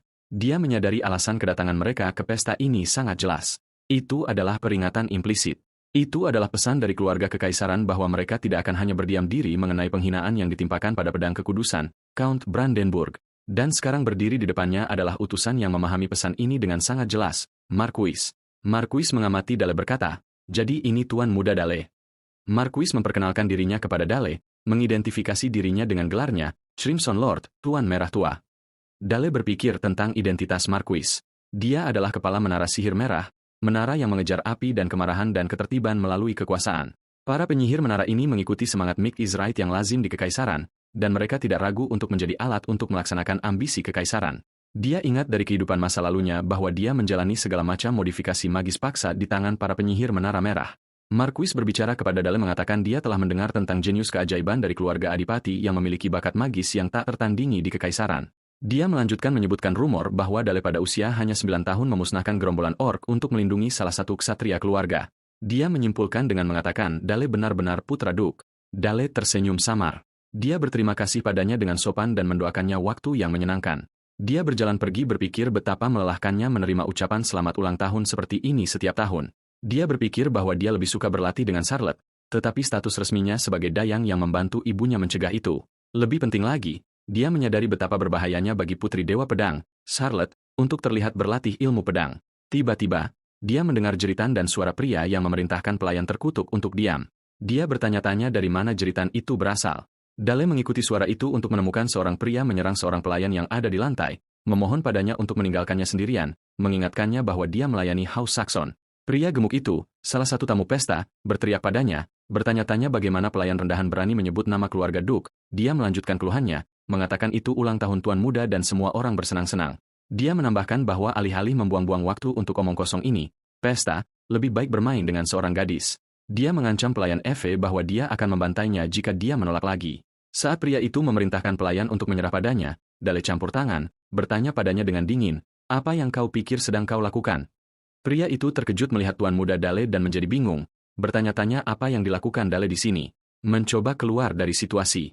Pria gemuk bernama Pro mencoba keluar dari situasi itu, dengan kasar bertanya padanya apakah dia pernah menikmati seorang wanita mengingat dia masih muda. Dia menawarkan untuk mengajarinya secara pribadi, sambil memegang pelayan yang gemetar, Eve, dan mengancamnya dengan pisau. Dale mengabaikan provokasinya dan meyakinkan Eve untuk tidak khawatir. Dia memberitahunya bahwa dia akan menyelamatkannya segera. Dia berpikir pada dirinya sendiri bahwa karena dunia ini adalah masyarakat berbasis kelas, Pro tidak akan pernah membayangkan bahwa dia, seorang bangsawan, akan menyerangnya, tamu kekaisaran. Dia mengeksploitasi keraguan ini dan merapal mantra S mengenai Pro. Pro jatuh ke tanah saat Dale berpikir bahwa dia tidak punya niat untuk mundur dengan ceroboh. Tetapi dia juga menyadari bahwa menyerang orang kaisar bukanlah pilihan yang baik. Pro bangun dengan marah, bertanya padanya apa arti dari ini. Dale dengan dingin memerintahkannya untuk berlutut. Dia membentak sang Pro yang terkejut, mengulangi perintahnya agar Neil berlutut dan meminta maaf kepada Nona Eve. Dia menjelaskan bahwa Nona Eve adalah salah satu rakyat dari Wangsa Saxon. Pro memprotes, mengingatkannya bahwa dia ada di sini atas nama yang mulia Kaisar dan bahwa menghinanya demi melindungi seorang pelayan rendahan sama saja dengan. Dale memotongnya dengan pertanyaan sarkastik. Apakah yang mulia Kaisar memiliki hobi memperkosa pelayan orang lain? Pro terkejut dan menuduhnya berani mengatakan hal seperti itu. Saat itu, Duke Jackson, Marquis, dan tamu-tamu lainnya tiba. Marquis berkomentar sambil tersenyum bahwa ini adalah tontonan yang menarik. Duke bertanya kepada putranya Dale tentang penyebab keributan ini. Dale menjelaskan bahwa pria ini, Pro, mencoba menyerang seorang pelayan dari Wangsa Saxon. Salah satu bangsawan bertanya kepada Dale dengan sinis apakah dia memperlakukan Tuan Pro dengan penghinaan seperti itu karena alasan sepele. Pro mengambil kesempatan itu dan mengeluh kepada Duke tentang tuan muda yang tidak dewasa itu. Dale memotongnya dengan tegas, bertanya, siapa yang mengizinkanmu berdiri? Dia berbicara kepada para tamu, menjelaskan bahwa para bangsawan dari ibu kota kekaisaran dibebani tugas untuk mewakili kaisar. Namun, pria ini, Pro, mencoba mencoreng reputasi kaisar dengan menyerang seorang pelayan rendahan. Karena alasan ini, dia tidak bisa mentolerir perilaku memalukan Tuan Pro. Marquis tertawa, berkomentar bahwa kecerdasan tuan muda itu adalah mahakarya, dan menegaskan bahwa kata-katanya benar sepenuhnya. Dia menambahkan, beraninya seseorang yang mewakili yang mulia mencoba menyerang seorang pelayan rendahan. Dia memanggil pelayannya, Tulara, dan memerintahkannya untuk membunuh serangga ini. Pro terkejut dan berteriak minta tolong. Ulysses melancarkan serangan api. Pro berteriak kesakitan saat dia terbakar. Ulysses menyatakan bahwa kata-kata tuan muda itu 100% benar dan merupakan tugasnya untuk membakar serangga yang mencoba menghina keluarga kekaisaran dan kekaisaran. Marquis Ulysses mengakhiri adegan itu, mengungkapkan harapan tingginya untuk masa depan Lord Dale muda. Setelah keributan mereda, anak buah kaisar pergi dan kedamaian kembali lagi ke kastil Duke Saxon. Setelah itu, suatu pagi, pelayan Eve membangunkan Lord Dale muda. Dia berterima kasih padanya dan menyadari keraguannya, bertanya apakah ada sesuatu yang ingin dia katakan. Eve dengan ragu-ragu berterima kasih padanya, mengungkapkan betapa bangganya dia melayani dia. Dia bertanya-tanya pada dirinya sendiri mengapa dia ragu-ragu hanya untuk mengatakan itu, berpikir bahwa meskipun dia sudah lama berada di dunia ini, dia masih belum terbiasa dengan rasa hormat seperti ini. Tetapi dia harus terbiasa dengannya. Dia berterima kasih pada Eve lagi. Dia berpikir bahwa sebagai putra tertua dari Wangsa Saxon, dia memahami bobot nama ini dan akan menggunakan semua yang dia miliki untuk menjatuhkan kekaisaran. Kemudian, Duke memanggil putranya, Dale, ke kantornya. Duke memberitahunya bahwa dia pikir dia adalah anak yang brilian, tetapi tindakan terbarunya terasa aneh. Dia bertanya mengapa. Dale mengejutkannya dengan bertanya apakah dia tahu bahwa jika pahlawan dari dunia lain tidak mati dalam pertarungannya melawan Tuan Dewa Pedang, target pedang pahlawan berikutnya adalah Kadipaten Saxon itu sendiri. Duke terkejut mendengar ini. Duke berkomentar bahwa ini adalah pernyataan yang berani dan bertanya apa yang membuatnya begitu yakin. Dale ragu-ragu, berpikir pada dirinya sendiri bahwa alasannya adalah dia mendengar di kehidupan masa lalunya bahwa kekaisaran bersekongkol melawan Wangsa Saxon. Dia dengan cepat mengubah jawabannya dalam pikirannya, menjelaskan kepada ayahnya dalam kenyataan bahwa kekaisaran memilih untuk melenyapkan kekuatan pahlawan karena mereka takut anjing pemburu ini akan lepas kendali. Dia menambahkan bahwa di masa lalu, meskipun pahlawan mengalahkan Raja Iblis, kekaisaran tidak sepenuhnya membasmi kegelapan di tanah Raja Iblis. Sebaliknya, mereka mengeluarkan perintah konyol bagi Saxon untuk merebut kembali tanah itu dan mengubahnya menjadi wilayah kekaisaran, memaksa mereka untuk menguras sumber daya mereka dan bahkan memberikan tanah itu kepada Duke sebagai pencuri. Dale menyimpulkan bahwa selama kegelapan di tanah itu belum sepenuhnya hilang, pengurasan mereka tidak akan pernah berhenti. Lebih lanjut, orang-orang kekaisaran dan mereka yang berada di luar utara menunjuk mereka, menyebut mereka klan kegelapan. Karena alasan ini, sama seperti kekaisaran melenyapkan pahlawan, mereka akan mencoba untuk menghilangkan ancaman internal, Saxon, yang mengancam mereka. Duke bertanya kepada putranya dengan takjub bagaimana dia tahu tentang pahlawan yang dilenyapkan. Dale menjawab bahwa ini hanya tebakannya sendiri berdasarkan bacaannya di arsip karena semuanya tampaknya tidak logis. Narasi resminya menyatakan bahwa pahlawan mati terhormat setelah pertempuran sengit dengan Tuan Dewa Pedang. Dale berpikir pada dirinya sendiri bahwa ayahnya pasti terkejut karena dia mengetahui kebenaran, yang hanya diketahui oleh segelintir orang terpilih hanya dengan membaca buku. Dale melanjutkan analisisnya, mengatakan bahwa jika tebakannya benar, maka keadilan kekaisaran tidak lain adalah keadilan seorang tiran yang menggunakan kekerasan untuk merampok negara-negara lemah. Duke memandang putranya, berpikir bahwa anak ini memiliki kebijaksanaan zaman. Dia meminta pendapatnya. Jalan apa yang harus diambil Wangsa Saxon? Dale dengan berani menjawab bahwa Wangsa Saxon tidak akan pernah bisa hidup berdampingan dengan kekaisaran dan oleh karena itu mereka harus menghancurkan kekaisaran. Duke sangat terkejut dengan deklarasi ini. Dia memanggil namanya dengan serius dan bertanya kepadanya dengan serius apakah dia menyadari apa yang dia katakan. Dale mengklarifikasi bahwa dia tidak menyarankan untuk memulai pemberontakan sekarang. Dia berbicara tentang 10 tahun dari sekarang. Duke bertanya-tanya, 10 tahun? Dale melanjutkan penjelasannya kepada ayahnya, mengklarifikasi bahwa bahkan saat ini masih ada pasukan perlawanan di seluruh benua yang menginginkan kemerdekaan. Ada juga bangsawan seperti Duke Saxon sendiri yang takut kekaisaran akan mengarahkan pedangnya kepada mereka. Dia menambahkan bahwa ekonomi menyusut. Jumlah bandit meningkat dari hari ke hari dan bekas luka perang semakin parah meskipun penyatuan benua sudah lengkap. Dia menyarankan bahwa sampai waktu yang tepat tiba setelah 10 tahun, mereka harus membangun kekuatan mereka untuk melindungi rumah mereka dari kekaisaran. Dia menyarankan untuk mencapai ini dengan membantu pasukan perlawanan aktif di berbagai wilayah. Dale terus menjelaskan seluruh rencananya untuk menjatuhkan kekaisaran. Dia terus menjelaskan hingga matahari mulai terbenam, lalu menanyakan pendapat ayahnya. Duke tertawa, menyatakan bahwa kedalaman bakat putranya tidak terukur. Dia mengakui bahwa Dale dapat melihat pemandangan yang jauh lebih jauh daripada yang bisa dia pahami. Dia mengungkapkan kebanggaan besarnya karena Dale adalah putranya. Dia mengatakan kepadanya bahwa mulai sekarang, dia tidak akan memperlakukannya hanya sebagai putra sulungnya atau sebagai anak berusia 10 tahun, tetapi akan memperlakukannya dengan rasa hormat yang pantas bagi kepala masa depan yang akan memimpin Wangsa Saxon. Dale tersentuh mendengar ini. Duke menegaskan bahwa sebagai satu kepala dengan kepala lainnya, dia akan mendengarkan kata-katanya dan menghormatinya. Dale menyadari bahwa inilah saat yang dia tunggu-tunggu.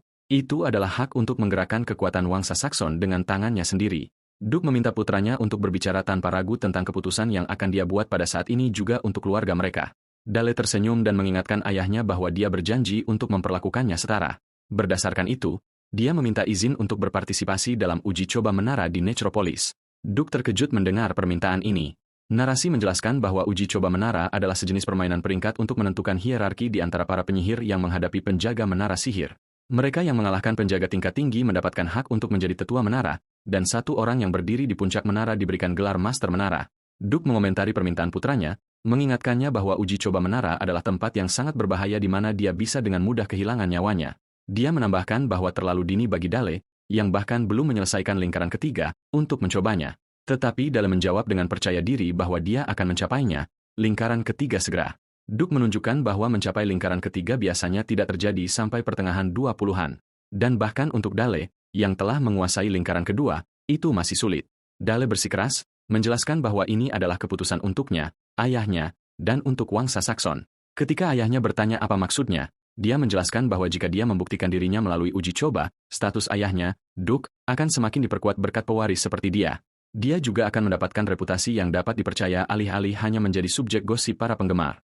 Duke bertanya kepadanya apakah ini alasan dia ingin mengikuti uji coba. Dale membenarkannya. Duke tersenyum, mengatakan kepadanya bahwa dia mengerti dan akan menyerahkan penilaian kepadanya. Dale bersukacita dan berjanji kepada ayahnya bahwa dia akan membuktikannya padanya. Beberapa hari kemudian, Duke dan Dale tiba di kota orang mati, Necropolis. Pintu besar terbuka dan Duke hitam disambut dengan segala hormat oleh mereka yang hadir. Dale menguap, berpikir bahwa mungkin dia berlebihan kali ini, mengacu pada kelelahannya. Orang-orang di Necropolis memperhatikan kedatangan Duke Saxon dan Lord Dale. Seseorang bertanya-tanya apakah rumor itu benar bahwa Dale adalah jenius sihir yang belum pernah dilihat kekaisaran, sementara yang lain berkomentar bahwa Dale terlihat menyedihkan dan menyuruhnya untuk tidak meragukan kata-katanya. Bisikan berlanjut di antara kerumunan saat seseorang menunjukkan dengan sinis bahwa dia mendengar ilmu pedang Dale menyaingi para ksatria Duke, menyebutnya menyedihkan. Felix, lulusan terbaik akademi, menyatakan bahwa dialah yang pantas memenangkan tes ini, bukan bocah kadipaten, Dale, yang terlihat lemah. Dale dan ayahnya tiba di menara. Seorang wanita bernama Iris menyambut mereka, menyampaikan penghormatannya kepada Master Menara, Duke. Duke menyambut Iris, yang pada gilirannya menawarkan kesetiaannya kepada Lord Dale. Terungkap bahwa Iris adalah seorang tetua menara dan sekretaris jenderal, yang mengawasi urusan menara selama ketidakhadiran Duke Hitam. Duke memberitahu putranya bahwa Iris akan membantunya selama tes, dan dia setuju. Dia mengatakan padanya bahwa dia akan berada dalam perawatannya. Dia menjawab, tentu saja, dan memintanya untuk mengikutinya. Iris memimpin Dale ke aula besar, menjelaskan bahwa 59 lulusan dari akademi akan mengikuti tes bersamanya. Dale melihat ke seluruh aula yang penuh dengan pesaing. Iris menyambut semua orang, memperkenalkan dirinya sebagai sekretaris jenderal. Dia mulai menjelaskan tes lantai pertama menara sihir hitam, meminta semua orang untuk memeriksa liontin titik kehidupan di leher mereka. Dia menjelaskan bahwa tes tersebut adalah Battle Royale untuk mencuri poin kehidupan. Setiap liontin berisi sihir perisai untuk perlindungan dan 1 poin kehidupan. Jika seorang kontestan berhasil mendaratkan serangan yang valid pada lawan menggunakan mayat yang tersebar di area tersebut, liontin lawan akan hancur. Perisai akan aktif dan mereka akan tersingkir. Penyerang yang berhasil akan menerima poin tambahan dan siapapun yang mengumpulkan 3 poin lolos ke lantai berikutnya. Akhirnya, penggunaan artefak dilarang dan dianggap curang, yang mengakibatkan diskualifikasi segera. Dale berpikir pada dirinya sendiri bahwa aturan ini dirancang untuk menyaring para pemula. Dengan cepat, para kontestan berbisik tentang Dale, memanggilnya monster. Mereka bertanya-tanya bagaimana dia mencapai lingkaran ketiga pada usia seperti itu. Felix menyarankan agar mereka bekerja sama untuk mengalahkan monster itu terlebih dahulu. Seseorang bertanya-tanya tentang keamanan menyerang tuan muda. Felix menepis kekhawatiran ini, menyatakan mereka semua adalah pesaing yang setara setelah tes dimulai. Dale mendengarnya, memuji kepercayaan diri mereka, dan menantang mereka dalam pikirannya untuk melihat apakah mereka hanya bicara. Iris mengumumkan dimulainya tes. Para kontestan segera mulai membangkitkan mayat sebagai prajurit undead. Felix memperhatikan Dale belum bergerak, jadi dia mengirim prajurit undeadnya langsung ke arahnya, mengayunkan pedangnya ke bawah. Felix terkejut ketika dia melihat prajurit undead Dale memblokir serangan itu. Penyerang terkejut, menyadari Dale menggunakan sihir air.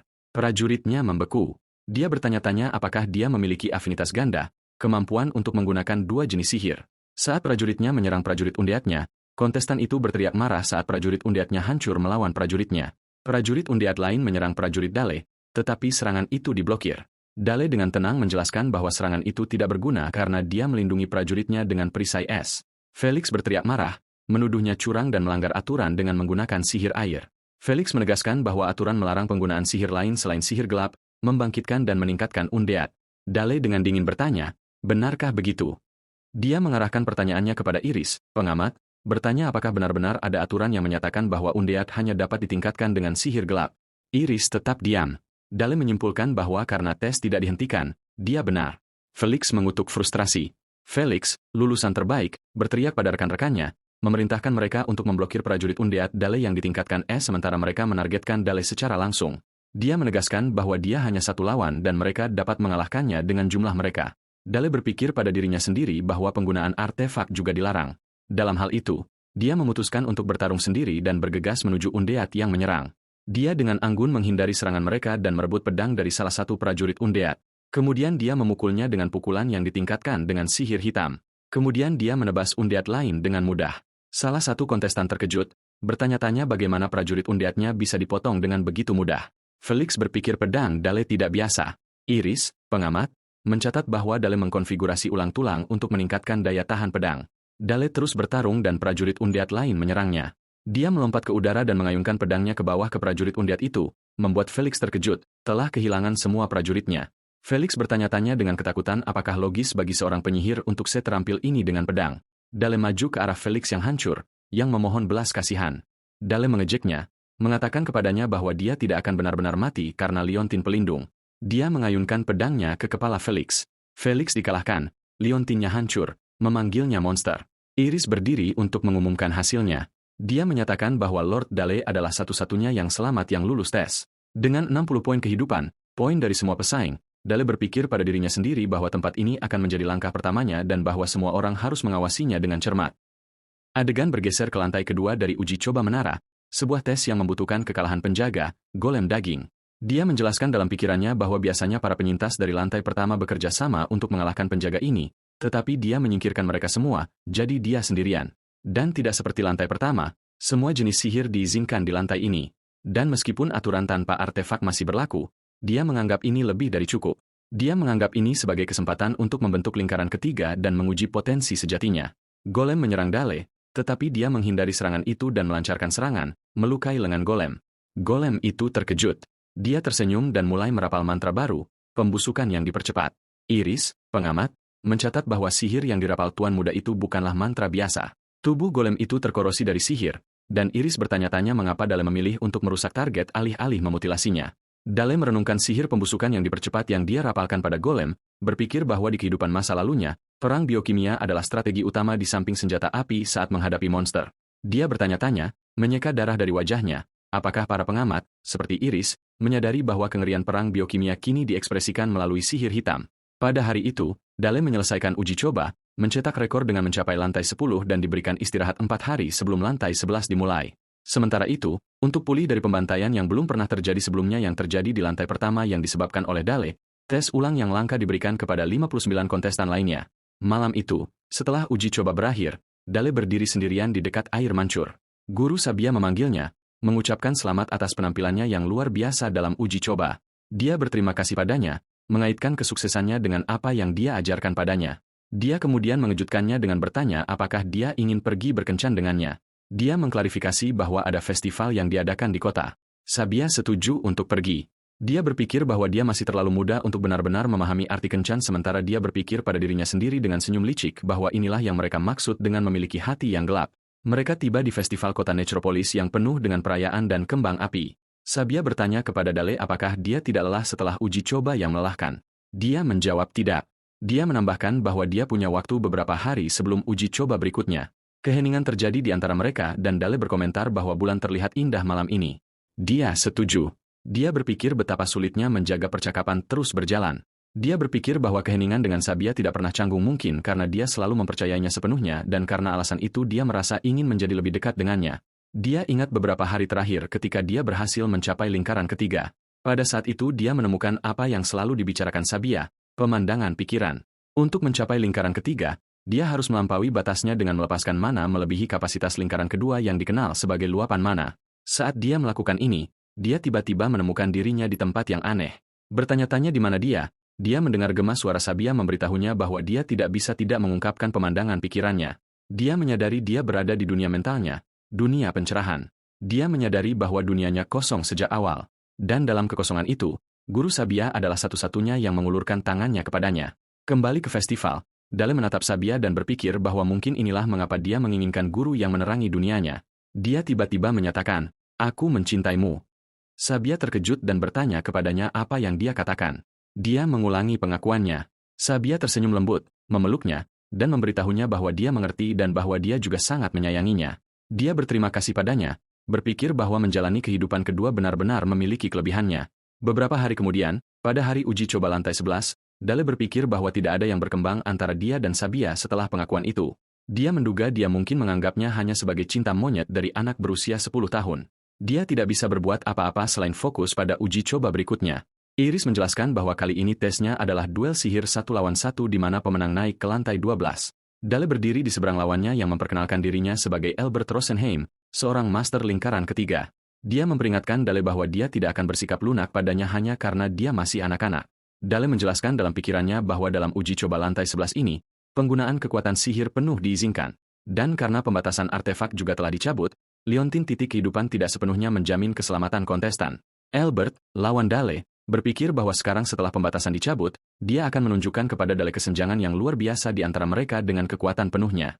Dia memperingatkannya untuk tetap waspada dalam duel ini. Dia mengatakan kepadanya bahwa dia sama sekali tidak seperti lulusan akademi baru yang dilawan Dale sebelumnya dan bahwa kepercayaan diri tuan muda itu berakhir di sini. Dia melancarkan serangan panah gelap, menembakkan rentetan panah sihir ke Dale. Dia menantangnya untuk memblokir serangan ini. Dia melanjutkan ejekannya, mengatakan kepercayaan diri Dale tidak akan membawanya lebih jauh, dan melancarkan gelombang serangan lain. Dale dengan anggun menghindari serangan itu. Dale berpikir bahwa Albert curang dengan melancarkan mantra ofensif sebelum duel dimulai secara resmi. Namun, tidak ada yang menghentikan pertarungan, menyimpulkan mereka ingin tahu untuk melihat kemampuannya. Dia berpikir bahwa ini adalah dunia yang dibangun di atas nilai absolut. Dia mengutuk para penyihir dalam hati sementara Albert mengambil kesempatan itu.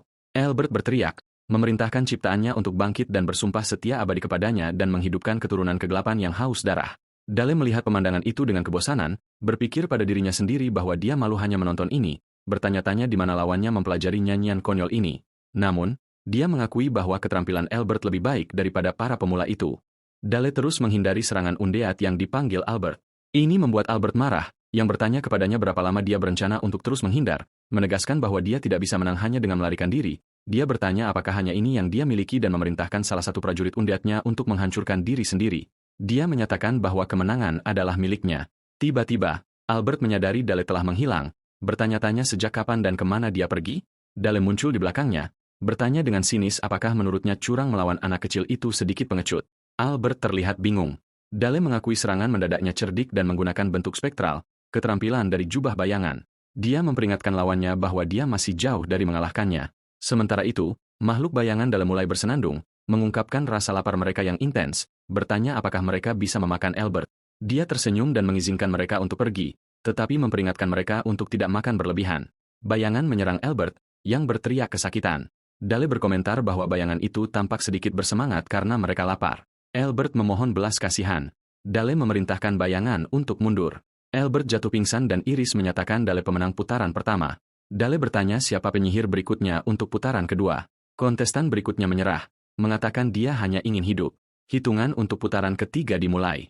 Sejak saat itu hingga pertandingan final, Dale maju secara otomatis dengan forfeit kecuali untuk satu pertarungan yang membutuhkan perkelahian.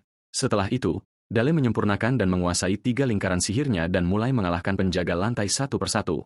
Pada saat dia mencapai lantai 20, lawan yang layak untuk levelnya akhirnya muncul. Penjaga itu adalah ksatria tanpa kepala. Ksatria ini, yang dibuat secara pribadi oleh Tetua Menara Hitam, adalah musuh yang tak tertandingi dengan apa yang datang sebelumnya. Para pengamat berkomentar bahwa bahkan untuk Tuan Muda, ini mungkin batasnya. Dale tersenyum, berpikir bahwa hal-hal yang berjalan begitu mudah akan membosankan.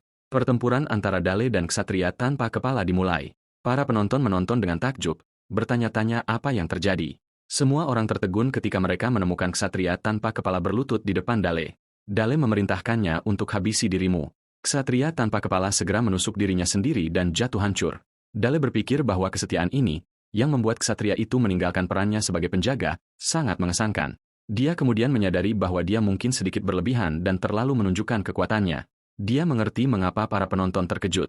Bagi ciptaan, ksatria, untuk mengkhianati tuannya, Tetua Menara, dan menyatakan kesetiaan kepadanya, Dale, berarti dia telah mencapai tingkat yang sebanding dengan Tetua Menara Hitam itu sendiri, yang tidak dia niatkan untuk diungkapkan. Dia memutuskan dia sudah cukup membuktikan dan saatnya untuk kembali. Dia menuju pintu keluar. Para pengamat bertanya kepadanya mengapa dia pergi. Dia berpikir bahwa bahkan jika dia bisa terus mendaki, ada garis yang tidak bisa dia lewati. Dia menyadari bahwa jika dia mendaki lebih tinggi, dia akan melampaui ranah monster dan menjadi sesuatu yang tidak dapat diketahui. Dan dengan itu, uji coba Dale berakhir. Dengan berakhirnya uji coba Dale, uji coba menara itu sendiri berakhir. Setibanya Master Menara dan putranya Dale, seluruh Menara Hitam menawarkan hormat militer. Bukan hanya keluarga bangsawan di Saxon, tetapi setiap penyihir di Menara Hitam, termasuk para tetua, membungkuk kepada Duke dan putranya. Berkat pencapaian Dale yang luar biasa, seluruh wilayah utara perlahan mulai bersatu. Di Kadipaten Saxon, di Kekaisaran Utara, para ksatria terlihat bertarung dan bersorak untuk Lord Dale Muda dan untuk Wangsa Saxon. Setelah berhasil menyelesaikan uji coba menara, Dale menerima perintah dari ayahnya, Duke, untuk memimpin kampanye melawan gerombolan Orc. Ini adalah tanggung jawab yang sangat berat untuk anak berusia 10 tahun. Namun tidak satupun orang yang meragukan kemampuannya sebagai seorang komandan. Sebagai pewaris sah Duke Hitam, Dale secara bertahap mulai menyatukan seluruh wilayah utara. Kemudian, Dale melapor kepada ayahnya, mengumumkan bahwa mereka telah menghabisi 145 Orc. Duke bertanya tentang korban ksatria. Dale menjawab bahwa ada 3 yang terluka ringan, tidak ada kerugian lain. Duke bertanya apakah dia menggunakan sihir untuk melindungi mereka. Dale menyangkal ini, menegaskan bahwa pujian hanya untuk pedang Wangsa Saxon. Duke tersenyum dan memuji pekerjaannya. Sir Helmet berkomentar kepada Duke bahwa tuan muda itu sudah terbiasa memimpin unit ksatria seukuran resimen. Dale dengan rendah hati menjawab bahwa semua pujian diberikan kepada ajaran Sir Helmet. Sir Helmet memujinya, mengakui bahwa Dale belajar ilmu pedang, strategi, taktik, dan seni perang darinya. Dia memprediksi bahwa pada tingkat ini, hari ketika Dale memimpin wilayahnya sendiri dalam perang domain tidak jauh. Dale tersenyum memikirkan perang domain. Selalu menyambut setiap tahap baru. Adegan bergeser ke Dale dan Charlotte yang berlatih tanding. Charlotte berteriak saat dia menerjang. Mereka bertukar pukulan cepat. Bentrokan sengit di antara mereka berlanjut. Dale mengakhiri latihan, berkomentar bahwa level Charlotte sedikit meningkat. Charlotte menjawab, kesal bahwa dia membicarakannya seolah-olah itu tidak menyangkut dia. Dia bertanya apakah dia terlalu menggodanya. Dia mengingatkannya bahwa dia menjadi penyihir lingkaran ketiga dan melewati lantai 20 dari uji coba menara. Dia menambahkan bahwa sejak saat itu, dia tidak mendengar apa-apa selain pujian terus-menerus untuk Lord Dale Muda dan bertanya apakah dia tidak muak dengannya. Dia meyakinkannya untuk tidak terlalu khawatir. Dia menyemangatinya bahwa dia juga akan menjadi lebih kuat. Dia berpikir pada dirinya sendiri bahwa mengingat dia baru berusia 10 tahun, bakat Charlotte jauh dari biasa. Charlotte menjadi marah dan berteriak padanya untuk tidak memperlakukannya seperti anak kecil. Dia menjawab bahwa dia adalah anak kecil. Dia membalas bahwa dia juga anak kecil. Dia tersenyum dan mengatakan padanya bahwa dia sudah dewasa, mengacu pada kesadarannya dari kehidupan masa lalunya. Kemudian, Sir Helmet memulai pelajaran baru dengan Dale. Dia menjelaskan bahwa hari ini dia akan mengajarinya taktik palu dan landasan dan menjelaskan bahwa taktik ini bergantung pada kavaleri yang menerobos sisi musuh dan mengepung mereka sementara infanteri memblokir serangan balik kavaleri musuh. Dia menekankan bahwa ini adalah kuncinya dan nama taktik ini terinspirasi oleh proses memukul logam di atas landasan dengan palu. Dale menyimpulkan bahwa taktik ini hanya mungkin berkat keberadaan kavaleri hitam. Dia berpikir pada dirinya sendiri bahwa terlepas dari dunia, sifat perang tidak banyak berubah. Helmet bertanya kepadanya tentang kemajuan pelatihan Charlotte. Dale menjawab bahwa pelatihannya luar biasa, meskipun tidak sebanding dengan pelatihan Dale. Dia menjelaskan bahwa dasar-dasar ilmu pedangnya telah terbentuk, dan dia akan segera mulai mempelajari teknik aura dan gaya pedang keluarga Saxon. Tapi dia menyebutkan ada satu kekhawatiran. Dale memotongnya, menebak kekhawatiran itu adalah tentang kompatibilitas antara Charlotte dan gaya pedang mereka. Narasi menjelaskan bahwa sama seperti penyihir memurnikan mana menjadi sihir melalui lingkaran mereka, ksatria juga dapat memurnikan mana dan menyimpannya sebagai aura melalui disiplin internal. Dan sama seperti penyihir membentuk menara, ksatria membentuk ordo untuk meneruskan warisan ilmu pedang mereka. Di antara ini adalah kavaleri hitam, milik ordo gagak ksatria dari keluarga Saxon Utara, yang gayanya bergantung pada kekuatan luar biasa. Masalahnya adalah gaya Charlotte bergantung pada kecepatan dan kelincahan. Dengan bakatnya saat ini, dia mungkin hampir tidak bisa mencapai peringkat 7 pedang, tetapi dia tidak akan pernah mencapai peringkat pedang pertama, posisi yang dulu dipegang ayahnya, atau orang yang dijuluki pedang bunga. Sir Helmet terus mengungkapkan penyesalannya bahwa gaya pedang bunga benar-benar hilang dengan jatuhnya kerajaan malam. Dale bertanya-tanya pada dirinya sendiri apakah gaya ini benar-benar menghilang dari dunia. Saat Dale terus membangun reputasinya melalui jadwal pelatihan yang melelahkan dan penaklukan monster, waktunya akhirnya tiba untuk membuktikan hasil pelatihan ini. Duke menerima utusan dan terlihat terkejut dengan apa yang dia dengar. Utusan itu menegaskan bahwa Baron Fokker yang bertetangga mengklaim kepemilikan atas tambang tembaga Duke dan secara resmi meminta perang domain. Dale berpikir bahwa meskipun batas-batas di dunia ini tidak sepenuhnya jelas, sembrono bagi Baron bangsawan berpangkat rendah untuk mencari masalah dengan Duke bangsawan berpangkat tinggi. Utusan itu menambahkan bahwa jika Duke menolak untuk menyerahkan tambang dan menyetujui perang, Archduke Brandenburg telah menyatakan dukungannya untuk klaim Baron dengan imbalan bagian dari keuntungan tambang tembaga. Dan itu tidak akan berhenti di situ. Brandenburg akan mengirim Ordo St. Magdalena untuk mendukung Baron. Dale segera mengerti apa yang terjadi, menyadari bahwa Brandenburg belum melupakan penghinaan yang dideritanya di tangan ayahnya, dan ini adalah caranya membalas dan membalas dendam.